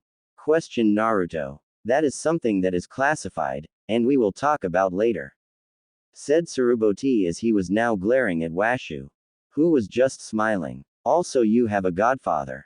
He was Minato's sensei and a pervert to boot, said Washu as she seemed annoyed. Please don't allow that man around Naruto, said Chi-Chi. He is a good boy and we do not need Jiraiya making him into a mini-him. Naruto looks at all the moms. But I want to know all the family I have left, he said with tears. Those baby blues made all the moms' hearts melt right before him. Fine. But if he tries to make you do any peeping on anyone with him as he calls research, let us know and we will handle him, said Yoshino as she was now holding a cast iron frying pan. At the edge of the land of fire, Jiraiya is sitting in a tea house writing his book when he had a bad feeling run through his body. Feels like someone walked across my grave, he thought to himself as he finished his book to send it off to his publisher. Back in Konoha, I have sent word for Jiraiya to return to the village, said Sarutobi as he looked at the ladies in the room. He held up his hand before they could say anything to him. Naruto needs to begin his training in Fuinjutsu. For that was part of his clan's blood and he will surpass Jiraiya by the time he is a genin. He told them as the women nodded their heads to this. They remembered how Kushina was so skilled at it and how she showed Minato and even Jiraiya a thing or two about the art of sealing. Cool, said Naruto as he is smiling. Naruto, we will be moving you into your mother's family home. It is over by the old Senju estate, said Washu as she is now grinning. I might have to send word to our other student Tsunade. She thought out loud as she looks at Sarutobi as the women look at Washu. Anyo. Washu-sama. Ho, how is Lady Tsunade your student? Asked Hinata as she was wondering, for the woman before her was very young. Washu grins at the young Hyuga heiress. My dear, I am over 3,000 years old. But I look good for my age. She tells the kids. As everyone falls over freaking out. How in the hell are you so old? Yelled Naruto as he was shocked at the woman next to him.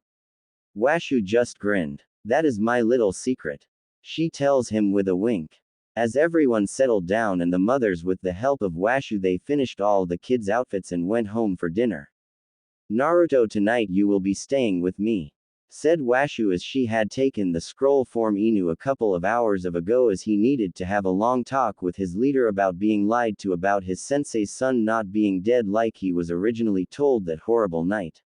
Yeah sure Washu ba-chan, said Naruto as now Washu was crying big fat tears as they streamed down her cheeks.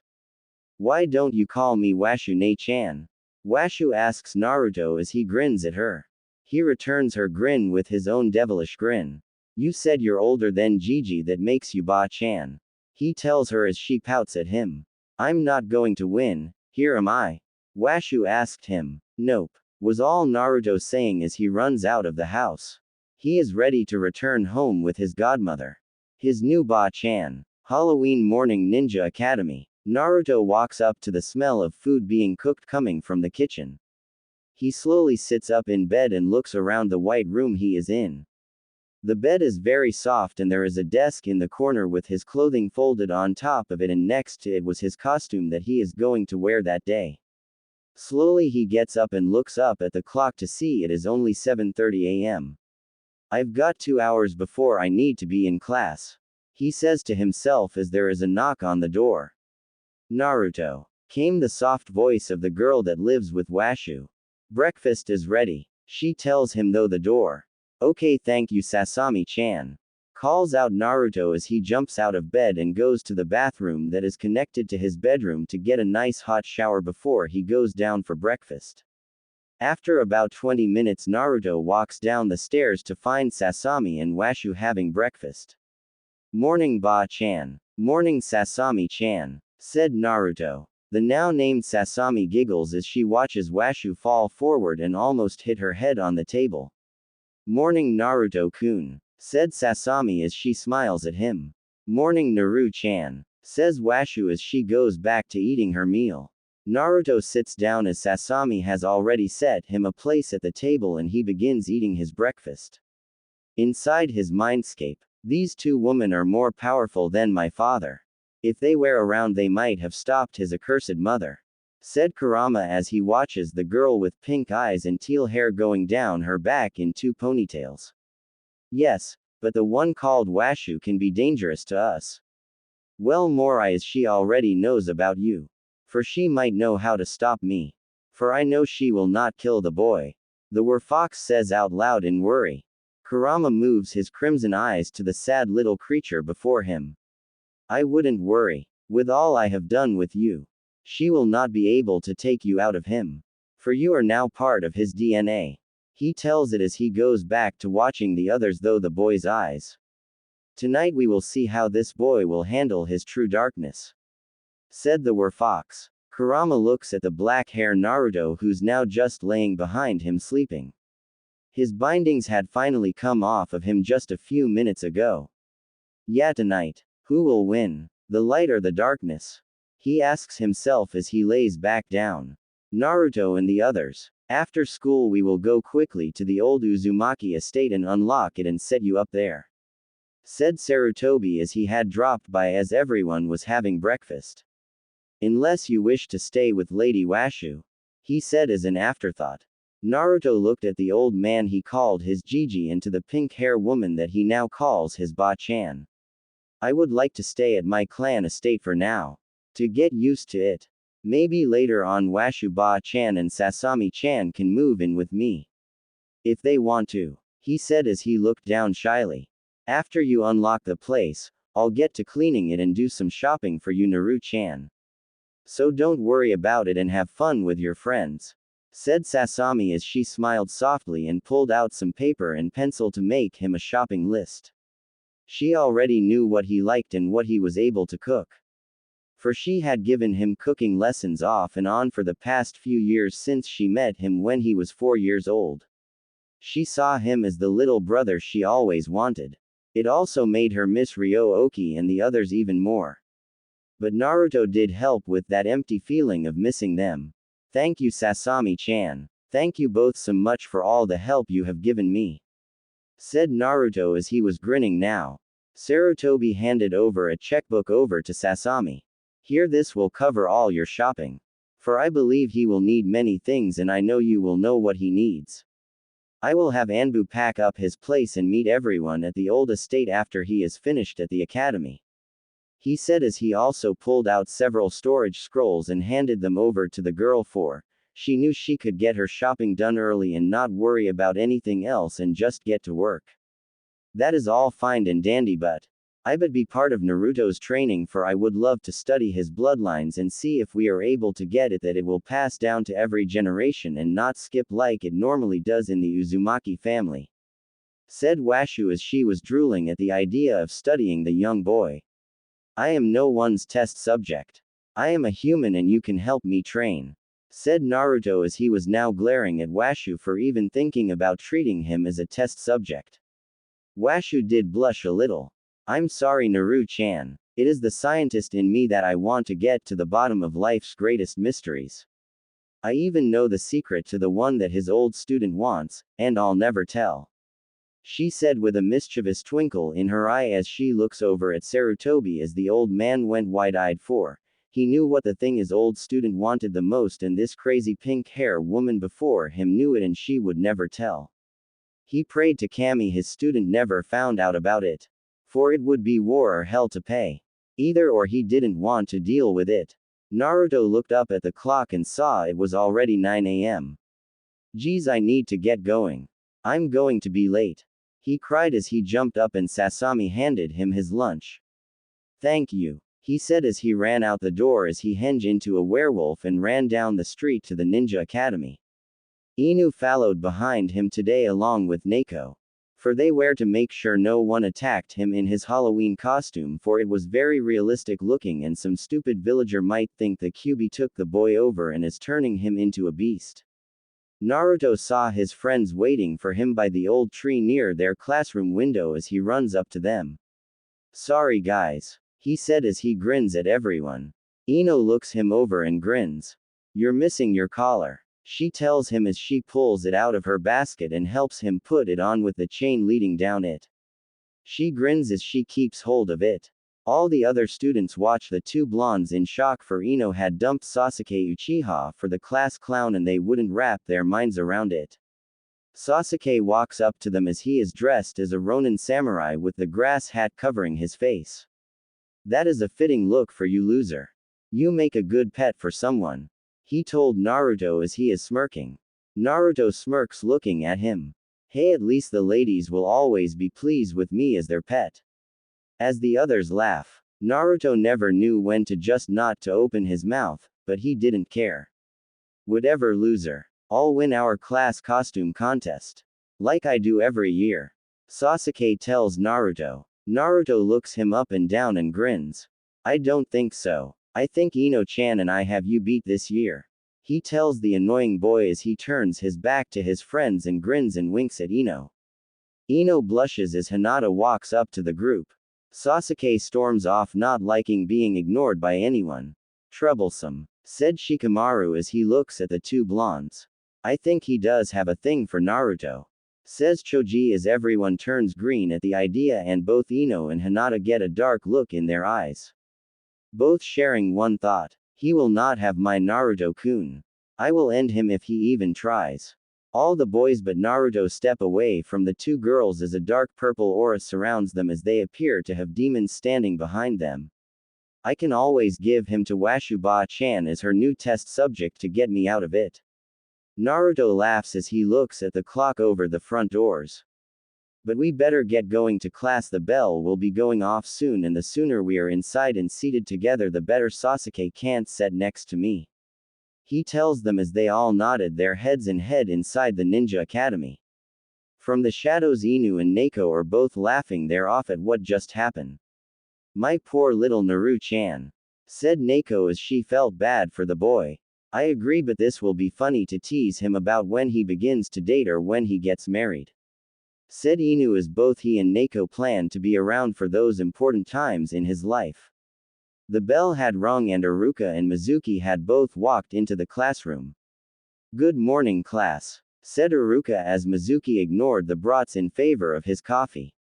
It was an odd sight this morning. All the fangirls who would be normally fighting over Sasuke all sat quietly looking up at Ino as she sat next to Naruto holding his chain and grinning at them. They had issues not seeing their leader not fighting with Sakura over who's sitting next to their Sasuke-kun, as Sakura was next to the raven-hair boy dressed as a princess. As all the other fangirls had the same idea, as they hoped Sasuke would dress as a prince this year. Iruka followed the girl's line of sight and saw Ino and who he believed to be Naruto sitting next to each other in a matching Halloween couple's outfit as their friends sat all around them in their own costumes. Mizuki also looked up to where Iruka was looking and went all wide-eyed. Did the demon finally take over the boy? He asked himself as he was having issues with how the boy is dressed. Naruto, who made your costume? Asked Iruka. Naruto grinned at his teacher. Well, the outfit is from Chichi Akamichi's store. But Tsume's partner shredded up the clothing and everything else as a henge. He told his teacher. Like a loser like you can hold a henge all day, said Sasuke, acting all high and mighty. Naruto looks over at the last Uchiha. I have a large chakra reserves. I am able to hold this for 2 days if need be, and I am able to push this longer if I have to, he tells everyone. Iruka and Mizuki look a little shocked. What do you mean you have a larger chakra reserves? Questioned Iruka. My Dr. Washu explained to me. As I am the last of what we know of the royal Uzumaki bloodline. The Uzumakis had larger than normal reserves that an academy student would have, chakra matching that of a low chunin. But she told me that with all the training I do and all the running I do from Anbu, I am already at low jonin, and doing simple low chakra jutsus will be harder for me. So when it comes to learning the clone jutsu, I will have to learn a different one.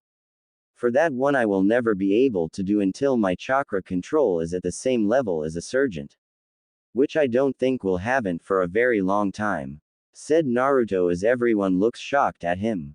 Thank you for telling me that, Naruto, for we are going to begin studying the clone tomorrow. I will have to speak to Lord Hokage for a clone that you will be able to do, said Iruka. How can a loser have that much power? He shouldn't have that much power. I need that power, raged Sasuke in his head. Cool, said Naruto as he turned to his friends as they went back to what they had been talking about. Just then there was a knock at the door. Iruka was a little confused as what was going on. Today was going to be just a fun day for the kids, letting them play, eat, and just have a good time all around. He goes over to the door to find all the mothers and even Washu and Sasami standing there with food and other things in their hands as their husbands looked annoyed as they had the heavy dishes in their hands. Hello, Iruka-kun. We are here to drop off all the food early for the kids' party, for we have a lot to do ourselves, said Washu as she smiled at the man before her. Hello, Washu-sama, said Iruka as he stepped aside as he motioned for Mizuki to move aside as well, for all the women were coming in and their desk and all the free tables are being taken over. They all came in and set up for the children as Washu and Sasami unsealed all the Halloween decorations they worked on late last night for the kids' party and set them up, and Washu even set up a projector with it projecting ghosts and monsters that looked so real that the kids freaked out when one came so close to them. The fangirls shrieked and jumped on Sasuke as he tried to get away from them. But it was too late. It was a Sasuke-kun dogpile. We will have someone pick everyone up for us, said Sasami as she smiles at both teachers. Naruto ran down the stairs to his family and smiled up at the two. Thank you Ba-chan and Nei-chan, he told the two as he hugged them. Washu took her adult form and hugged Naruto, pulling him into her large chest, barring his face into them.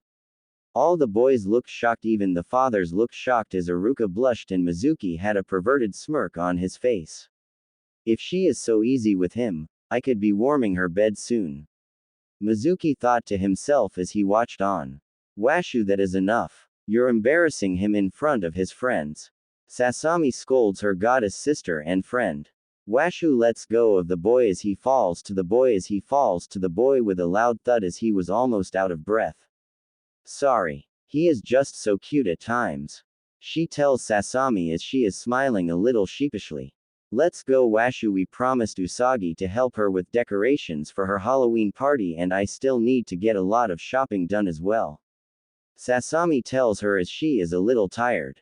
The teenage girl just smiles at everyone as all the fangirls and other girls just blush as they see how beautiful she is, as the boys all want to follow her around all day and help her. Usagi looks over at Iruka and smiles softly. Our husbands will return when the children get out of class to pick up everything for us, she tells the young teach. Iruka bow to her. Thank you everyone for all the food that you have brought for the children's party. He tells all the mothers grateful for all their help. We are happy to help, also it gives us something to do, said Yoshino as she smiles over at her son and his friends. Also we make sure none of the food has been poison, add Chi-Chi mentally as she looked over at the children and at Naruto mostly with a sad smile. Iruka caught the knowing look and nodded his head. For the first year they had their Halloween party, 3 children got sick for they took the plate a civilian mother fixed for Naruto. For she poisoned it and she had to tell them what she used to save the children and she went to prison for what she did. But the sad thing was she didn't care that her son almost died along with his 2 buddies. So some believed she used Naruto as bait, as she might have been planning to kill her family to be free of her asshole of a husband and her son that was slowly becoming like him. All the kids smiled at the mothers and split off into their groups. The fangirls had made cookies and treats for Sasuke. But they didn't know the boy really didn't care for sweets. If they knew anything about him, they would have known he loved tomatoes. Alright kids, have fun, we will have this free day today. But tomorrow we are going to be working doubly as hard to make up for today, said Iruka as all the kids groaned at their teacher. Mizuki grabbed a couple of cookies that Sasami made and sat back down with his coffee and pulled out his magazine he was reading earlier for before class and went back to it. He didn't care as long as no one bothered him, he didn't give a damn. Naruto fixed himself a plate of nachos as he went back to his seat as Ino returned with her own plate and a drink. Naruto pouted as he forgot his drink. Oh man, I forgot to get something to drink, he whined as he was standing up as Hinata returned with her plate and 2 drinks.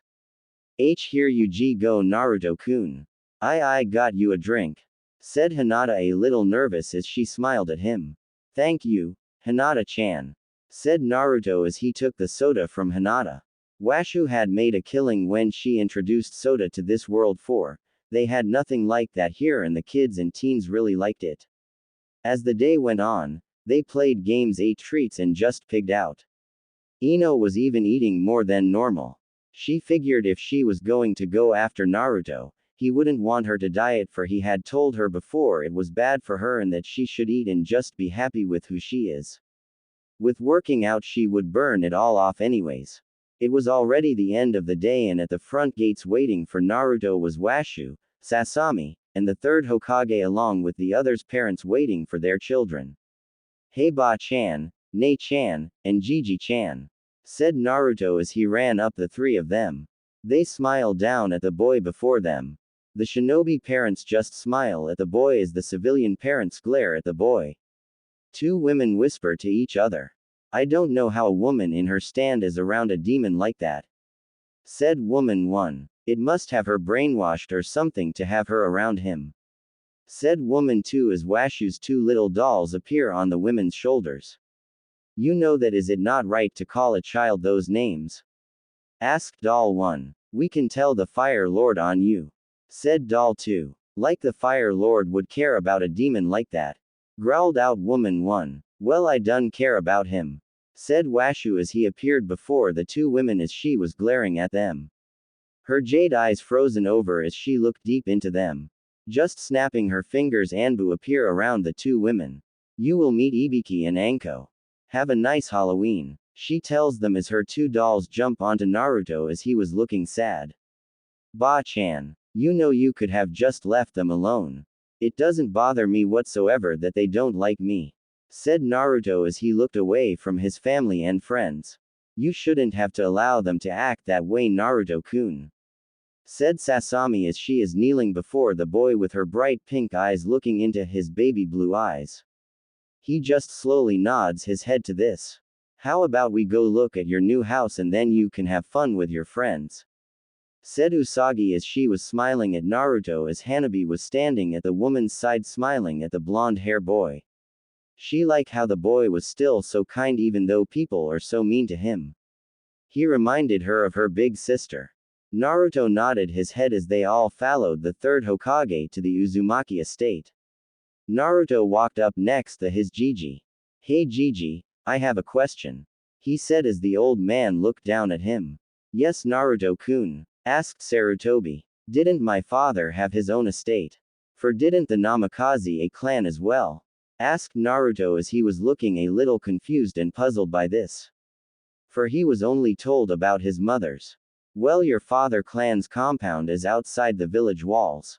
It is hidden, it is where you were born. Said Sarutobi as he smiled down at Naruto.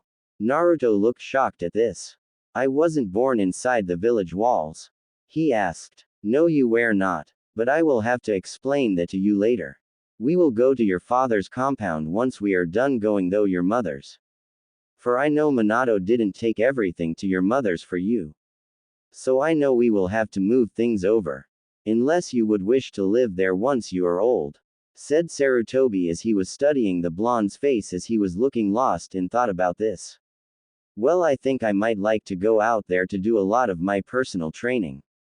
For I believe I will have people trying to get in my way while I train within the village training grounds. Said Naruto as he pulled himself out of his own thoughts. Troublesome. Naruto, you do know that all compound do have private training grounds that no one will be able to get at you in them. Said Shikamaru with a sigh. That is true. Your parents had blood seals on the gates of the Uzumaki compound that only the ones that have their blood key to it would be able to enter the place. Said Shikaku as he looked at the little blonde before him. Cool, I really have to learn more about Fuinjutsu. Said Naruto as he was now bouncing around everyone. Washu smiled over at Sasami sheepishly. I could have allowed you into the compound earlier for I am keyed to the place. She told her young friend and goddess sister. That is all right Washu, it has been 10 years since you have been there. So I'm not upset with you and I have everything sealed away so nothing will go bad. Said Sasami as she smiled at the pinkett next to her. They had finally arrived at the large black iron gates surrounded by stone walls with vines all over. Naruto saw the swirl that is on all the flank vests that the Chunin and Jonin wear on the iron gates. That is your clan symbol and the symbol of your fallen village. Said Sarutobi as he had a sad smile as he remembered all the friends he had lost in the 2SWW. Oh wow, what did my dad's clan's symbol look like? Questioned Naruto as he was thinking maybe of mixing both clan symbols. Both Washu and Sarutobi had to stop and think for a moment as they couldn't place it for a moment. You know I can't really remember. Said Sarutobi as he looked over at Washu for she might know. Washu looked over at the others. I think it had something to do with the lighting or flames. I don't really remember myself. She told them. Oddly, the others in the group that serviced alongside Minato couldn't remember either. I guess I'll go over to Dad's tomorrow after class to find out. Said Naruto as he looked at Sarutobi and Washu. We could do that for it will help yous find out if there is anything out there that could help you in your training. Said Washu as she patted Naruto's head as he ran away from her. Little brat. She grumbles to herself as she is pouting at the young future Werefox before her. Naruto just laughed as he ran away as he had already opened the large iron gates as he pushed his chakra and blood into them for. He understood the seal as he looked at it and was now making his way to his new home. Did Naruto read that seal without someone telling him what to do? Asked Choji as a chip fell from his lips. Yeah, he did, said Ino as she was shocked as she looked up at all the parents for answers. It is in his blood, said Shikaku. Both his parents were masters in that art as well as his godfather. He told them as they all nodded their heads. Naruto was standing at the front doors waiting for everyone for he needed keys to get in for he had already broken the blood seal and was annoyed as they had been moving too slow. Come on, move it, I want to get in and look around before we start trick-or-treating. He whined as he pulled on his hair dancing around everyone. Patience, young one. That is something you must learn to be a strong shinobi and someday be Hokage as that is still your dream. Said Sarutobi as he looked down at Naruto who had a large smile on his face as he was looking up at the old man standing next to him. You know I'll be the greatest Hokage ever and I'll surpass you and my father and those that came before you too. Said Naruto as he pumped his fist into the air.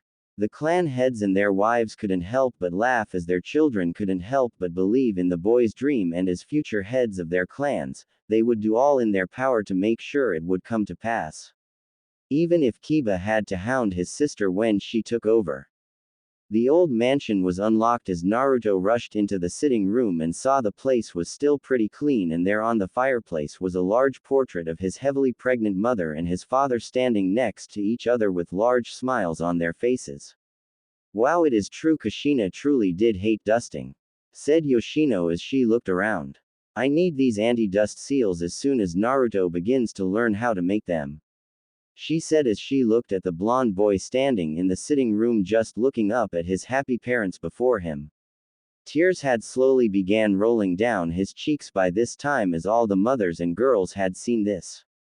Ino was the first to pull him into a hug as Hinata was pushed by her younger sister to join the other blonde in hugging the boy as her little sister was behind her. Man, he is a clone of his father besides a few differences, said Kiba as he was looking at Naruto and back to Minato and Kushina. He has his mother's eye shape and nose and the rest is all his father. The feral boy had notice. Sasami walked up behind Naruto and the girls. Why don't you go with the others and I'll make sure this place is ready for you when you return. Washu and I will walk you home tonight and get you settled in. She told the boy as he nodded his head. Okay. Come on guys, we can explore this place on the weekend, said Naruto as it was time for them all to be having fun. He wiped his face on his jacket sleeve and looked at the others smiling. Thank you, he whispered to the girls as they smiled at him. All the kids ran off as Sasami looked at everyone with a polite smile. I am glad you are all here for him. But I know you still have things to do before your party tonight, Usagi. I will handle things here. So, please do not worry about a thing and I will be by at 7 to help with anything else you may need. She told Usagi and the others. You are an angel, Sasami. We wouldn't know what to do without you, said Usagi as she smiled at the teenage girl. But you are right. We still have a lot to do and husbands to get dressed before the party tonight and in Sum's case she has to hunt down that boyfriend of hers. She said with a giggle as the feral woman was now blushing. This was the night everyone was going to meet this mystery man that she has been dating for a while. Some believe it might have been an old boyfriend that she truly loved but broke up with for she had to marry that bastard her clan had choose for her. A worthless beta that pranced around as an alpha.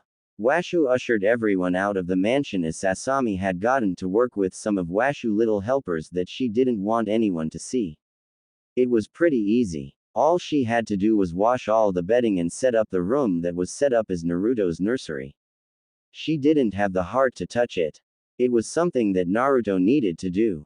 For it was meant for him when he was born. So she moved his name plate over to the guest room across from the nursery and put a new bed and bedding for him. Had her little helps take the refrigerator out of the house and replace it with a new one. For she opened it, and something was living in there and she was too scared to touch it. So that was sent to Washu to play with. It only took her 4 hours to get done and it was already 6 p.m. so she made her way home and got changed. She put on her Jirai princess dress on with her royal crown.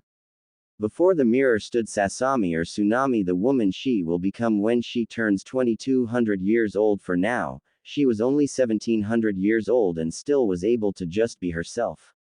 But Washu had told her that her and Tsunami would become one and she wouldn't lose herself. All she would do was gain Tsunami's goddess's powers and join herself as one of the 3 goddesses. But still she held a little fear. But one couldn't blame the young girl, for her upside-down triangles had begun to turn to circles on her 1700th birthday and the fear slowly began to set in more than ever. Naruto and his friends had a blast trick-or-treating across the village.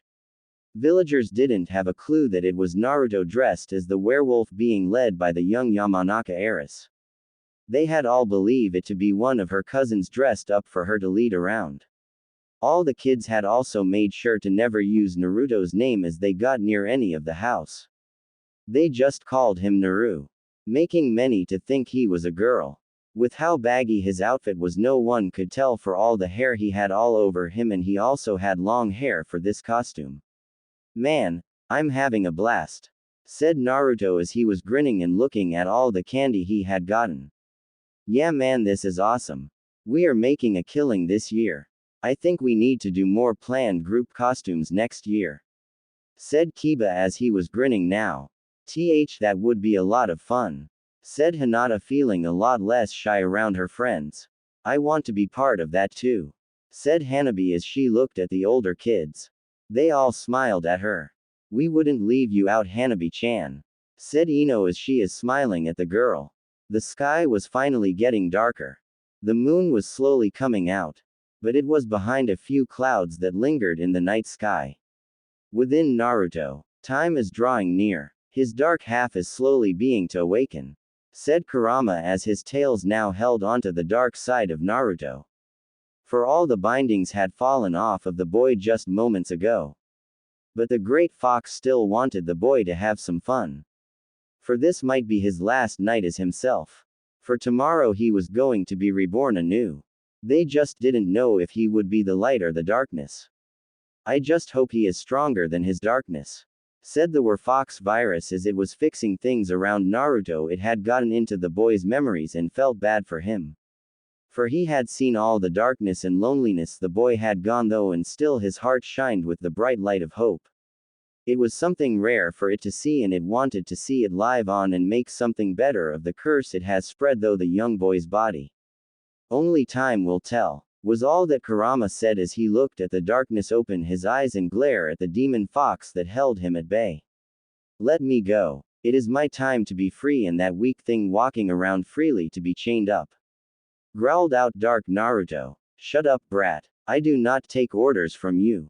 I am the one who gives the orders around here, and you will wait until 2 a.m. for the curse to take hold of the boy, and that is when you will meet him and have your little fight," growled out Kurama, leaning very close to the dark side of Naruto, making sure to show the boy his teeth. All he needed to do was just open his mouth and take one little bite and it would be over. He would just take the darkness within him and it would be gone from the boy forever. Dark Naruto just stayed quiet, for it knew that this fox wasn't playing around, and his fate was within those tails that held him now at bay. Yamanaka compound. It was 10 minutes to 9 p.m. and all the kids began making their way back to the Yamanaka compound. As they walked past the last bar leading to the clan district, they saw a group of men made up of civilians and shinobi alike coming out of the bar drunk and holding sake bottles and beer bottles. "Let's find that demon brat and have some fun," said one of the civilian men to the others. The others just yell in agreement. "Children, keep moving and I'll get Hanabi home after I make sure you are at Yamanaka-sama estate," said Ko as he blocked Naruto from the sight of the men and ushered the children quickly to Ino's home. Once they got there, Ino's father stood outside waiting for them. Ko walked up to the clan head and spoke with him. "Yamanaka-sama, I have gotten the children here safely. But please have Naruto return with several trusted people, for there are people already out hunting for him. He told the clan head. Thank you for telling me. I'll go with Lady Washu and Sasami to make sure the boy makes it home safely, said Inoichi as he smiled at Ko for the heads up. Ko bowed and picked up a sleepy Hanabi and took off back to the Hyuga compound that wasn't too far from where they all stood now. Well, children, did you have fun? Questioned Inoichi as he smiled at his daughter and the other children. Yeah, we had blast, Dad. Naruto and I made a killing in candy for everyone. Love our costumes, Ino told her father as Naruto grinned at the blonde hair man. Yeah, it was fun, but I need to give my candy to Washu-ba-chan to check over for me, said Naruto as Inoichi nodded his head to this. That would be a great idea. I believe it would be good for all you children to allow us to check your candy out. For we have had some people put bad things into the candy in past years and we want to make sure it is safe before you all eat it, he told the kids as they all groaned and handed over their candy bags. Each bag had their names, but Naruto held onto his for Washu was going to get it from him. Once inside, all the kids found their parents, or in Naruto's case, he looked for Washu and Sasami. Washu brightened up as she saw Naruto walk in with the others. She saw his candy bag was overflowing with candy and knew she would have to seal it away and check it in the morning, for he would be over bright and early for it. Ba-chan, Nei-chan, called Naruto as he ran up to the two women that have played a big part in his short life. Hey Naru-chan, said Washu as she took his candy bag and put it in a scroll she had on her. Sasami hugged Naruto. Hello Naru-kun, she tells the boy as she lets him go. The house is ready, and I have a dinner in the fridge for you, and your lunch is already made as well in there. Thank you, Nei-chan. Naruto with a huge grin. Get something eat Naru-chan, said Washu as she heard his stomach growl. He looked at them sheepishly and nodded his head as she ran off to get some food. Washu watched him run off as her eyes moved over to the fathers walking over to her and Sasami. Lady Washu, said Inoichi. Inoichi-kun, said Washu as she smiled at the man and took another drink from her red wine as she was dressed as a sedative witch. I was just informed that it would be best to escort you and Sasami when you return young Naruto home, said Inoichi as he looked worried. With a sigh, Sasami looked over at Naruto as he was having an eating contest with Choji and Kiba. It never fails. Those fools have too much to drink and they wanted to blame their life problems on the poor boy for a burden that he had no say in. She voices out loud as she turns back to look at the men before her and Washu. That will be fine, said Washu. It will be good to have you strong men with us to scare those fools away. She finishes as she spots Sum walk into the ballroom with a tall and stocky man on her arms as he was dressed all in black with a mask on his face. Ibiki. I should have known, she whispers to herself as she grins as the men.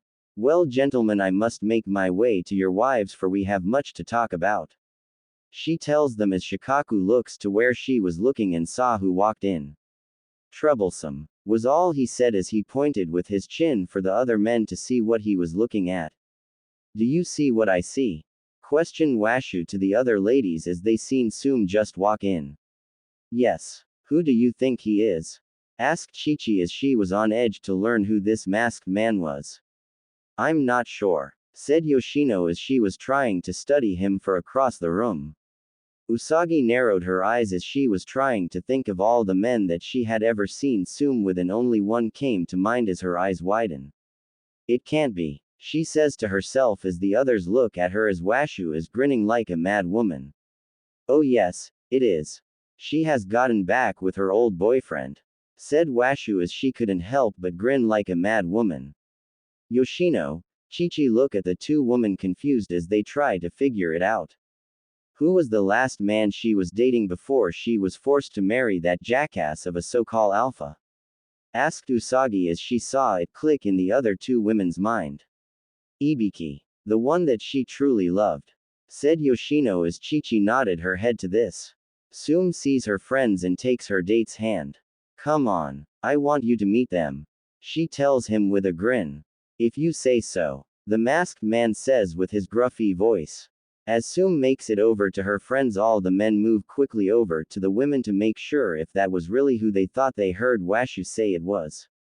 Hey, nice party, said Sum as she is grinning at Usagi. Thanks. But who's your date, Sum-chan? Asks Usagi as she is looking at her friend with amusement in her eyes. Oh, quiet playing with her. I know you all have figured it out, said the masked man as he took off his mask.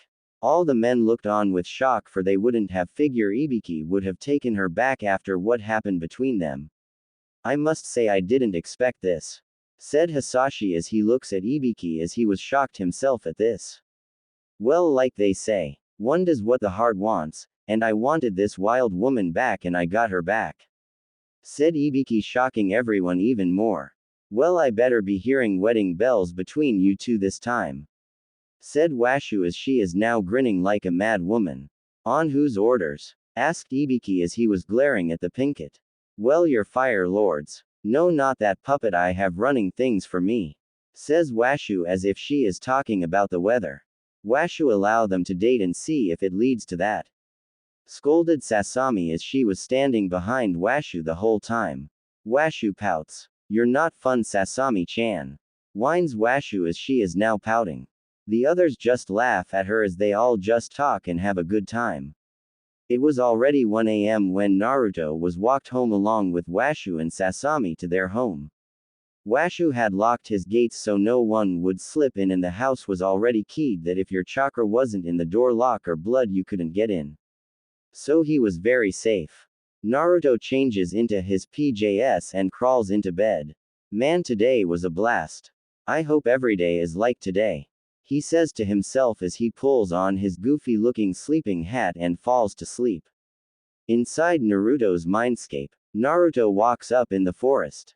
How did I get here? He asks no one but himself as he is looking around as he sees a golden tail of an animal running.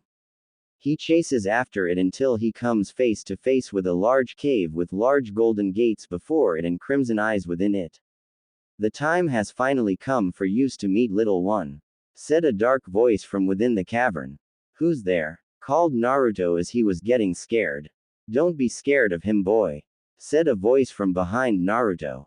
He quickly spun around to come face to face with the Werefox standing on two legs looking at him. Naruto takes a step back, falling back onto his butt. Who are you? He asks with fear lacing his voice. I am the curse you were given that night you were bitten in the forest of death, said the Werefox. What do you mean curse? Questioned Naruto, not sure what is going on.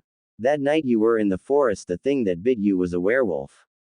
But thanks to the biju sealed within you, he has saved you from becoming a mindless beast that would hunt and kill anything. He is allowing to keep your human mind while you transform on full moons or when your emotions are heightened to the point you lose control. You will turn into me, said the Werefox as Naruto looked at it with disbelief. No way, I can't. And what do you mean I have? What did you call sealed into me? Questioned and even more frightened Naruto. The night you were born I was ripped out of your mother and set loose on the village. But before I was set upon the village, I was placed under a genjutsu from those accursed eyes of that damn Uchiha clan, came the dark voice from with the cavern cage. But on my birthday the nine-tail fox Atta, Naruto never finished saying what he was going to say as it now clicked why everyone hated him and why the villagers would attack him on his birthday and why he has mostly been alone besides those very few people that loved him and wanted to be in his life. I see you have figured it out, said Kurama as he was now standing in the light that Naruto can see his nine tails dancing behind him and his large crimson eyes just watching him. So, you didn't want to attack the village? Asked Naruto, not yelling or freaking out about having the demon within him. He just wanted to know why this happened and what led to this. I was fine sealed away within your mother. I wasn't planning to break free. I was just wanting to sleep and just wait until the time came when I would be sealed within you once you were older or if she had any other child. But that plan was smashed when a masked man with a mask and a single crimson eye attacked and killed everyone in the cave that you were born in and tried killing you with attaching explosion tags to your blanket if your father didn't step away from your mother. For she was his goal, for she was already too weak from birthing you and losing way too much blood. Kurama told the young boy. Naruto was now sitting in front of the cave with tears rolling down his cheeks. The fox before him wasn't planning to hurt anyone. He was forced. So he used me against my parents to get to you? He asked. Kurama nodded his head. Yes. The bastard had thrown you out the opening of the cave and your father used his bloodline to rush to you and take you to the awaiting nurse in safety. When he had returned, I was already free and running around. What I remember seeing of your mother was she was bleeding heavy as she was stabbed in the belly, and then I don't remember nothing until I'm being pulled into you and my large claw is sticking out of both your parents. During the time I was still under the genjutsu, I tried killing you and they used themselves as shields. As your mother was already on death's door, and for your father, he used the death god seal on you and sealed me into you. He had tried to split me into two halves, but something happened, and I was kept whole. What I'm not sure, for a shining white light and two goddess stopped the death god and told him to not take my other half. He agreed to them as he held some type of fear, and then I awake here several years later. He tells the boy. Naruto, said the Werefox. Naruto turns around to look at the Werefox. There is another reason you are here for. Tonight, before you make your first transformation under your first full moon, you must face your darkness, said the Werefox as a black hair Naruto comes out of Kurama's cage. Hello, my light and weak self, said dark Naruto as he is grinning wickedly at the young blonde. Naruto narrows his eyes at his dark half. Hello, I guess we have to do this, don't we? He asked. Yes we do, you fool. This isn't a game, for whoever wins here tonight will live on as the other fades away into nothingness. Growls out dark Naruto. Naruto looks at him puzzled. We can't live without one or of the other. The light needs the darkness. For we are each other's yin and yang. So even though if I win here tonight, I will always have a small part of darkness, for it lives within us all. As the light always shines in the darkness no matter what. He tells Yami Naruto. Shut up, you fool. You do not know what you are talking about. Growls Yami Naruto as he charges at Naruto ready to attack. Kurama sits back in his cage smirking. He is wise way beyond his eyes. I believe those two women have a hand in that. He thinks to himself as he watches what's about to happen. As Yami Naruto is pulling his fist back to punch Naruto. Naruto quickly ducks under the hit and pulls Yami Naruto into a hug. I'm sorry, Yami Naruto. I am so sorry for bottling everything up. For never allowing it all out. I guess I thought it was better to hold it all in and never deal with it. He tells his other half. Yami Naruto grows wide-eyed as he begins hitting Naruto on his bad as tears begin to flood his eyes. It hurts so much. Everything they did to us, it hurts so much. Why didn't you fight back? Why didn't you let the QB out and just let him finish the job he begun? He cried with heavy tears. I couldn't allow us to become like them. I couldn't allow the darkness to swallow us whole and twist us. Make us into what they wanted. I didn't want to become the monster they wanted me to be. Said Naruto as he allowed Yami Naruto cry. As Yami Naruto cried, he felt lighter and slowly he began to become one with Naruto as the bright shining light that came from Naruto made his dark heart pure once more. There now just stood Naruto as he was now whole with himself. Both Kurama and the Werefox watched with shock. For they never seen anything like this in their whole lives. Well, mostly Kurama, for he has been around for a very long time. The signs of a true alpha, said the Werefox as a crescent moon with a star in the center appears on Naruto's forehead. That marking, gasped the Werefox. You are of the original bloodline. How could this be? He questioned as he looked to Kurama. Don't ask me. I have never seen anything like that within the Uzumakis I have been sealed within for the past 100 years. Said Kurama. Then that leaves the boy's father. We must find out more soon. Said the Werefox as he was nervous now. For this boy is of the oldest Were bloodlines. One could say he is from the first bloodline. Naruto just watched the Werefox and looks over at the Nine Tails. So what now? Asks Naruto as he doesn't know what to do. We train you to become stronger, for there is another war out there that will fight you for your title of Alpha, as that night you got bitten. They were dying and needed to pass on their title to the next, and they didn't want to pass it to the other," said Kurama. Naruto nodded his head. "Okay, I can handle that, but also can you tell me about my parents?" he asks. "Kid, I can only tell you what I was only awake for. For I spent most of my time sleeping, and I was awake a lot during the 3SWW, as your mother used my chakra a lot against the others like you. For you're not the only out there with a biju sealed within in his gut," said Kurama as his crimson eyes looked down at Naruto. "There are more bijus?" asked Naruto, not sure how to feel about others going though what he has been though. "Yes, there are 9 of us.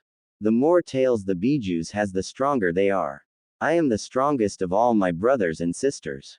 So count your blessing, for I am willing to work with you, kid. For my last 2 I didn't want to work with them. I was forced to, as they would just take my chakra.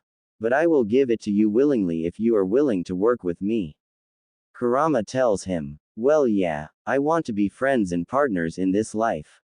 I don't want to make you do things you don't want to." "Oh, by the way, what is your name?" asked Naruto, as he was now wondering. "I will tell you in time," said Kurama as he forced the boy out of his mind, as the boy was now transforming into his Werefox from there. Laying on his floor, Naruto let out a silent scream as his bone shifted and hair grew all over his body. He has taken 2 forms that night. One of a 4-legged beast that was the size of a large wolf but was fox-like, and then a man with fox ears and claws and oddly enough a tail. It was now 5 a.m. as Naruto had passed out from the pain of his transformations. It was already 8 a.m. when Naruto finally woke up and saw his clothing was all ripped to pieces. "Oh man, even my poor sleeping hat died," he cried to himself for the loss of his night hat. Looking over at the clock Sasami put in his room, his eyes grew huge. "Man, I'm going to be late," he cried as he got up and rushed out the bedroom door and got a quick shower and down the stairs, grabbed the sandwich Sasami made and lunch and his books and rushed to the Ninja Academy, as it was already 9 a.m. as he was now in front of the large building, and standing there was Washu with his candy in hand. "Oversleep, Naru-chan?" asked Washu as she smiles at him. "Yeah, Ba-chan, I did. But are we still going to Dad's?" Naruto asked her as he smiles and takes the scroll that holds all his candy. "Yes, we'll be going after you're done for the day," said Washu as she smirked. "Go have fun and enjoy your day," she told him as Naruto nodded his head and waves his goodbye and ran into the building and into his classroom to find his friends already there waiting for him.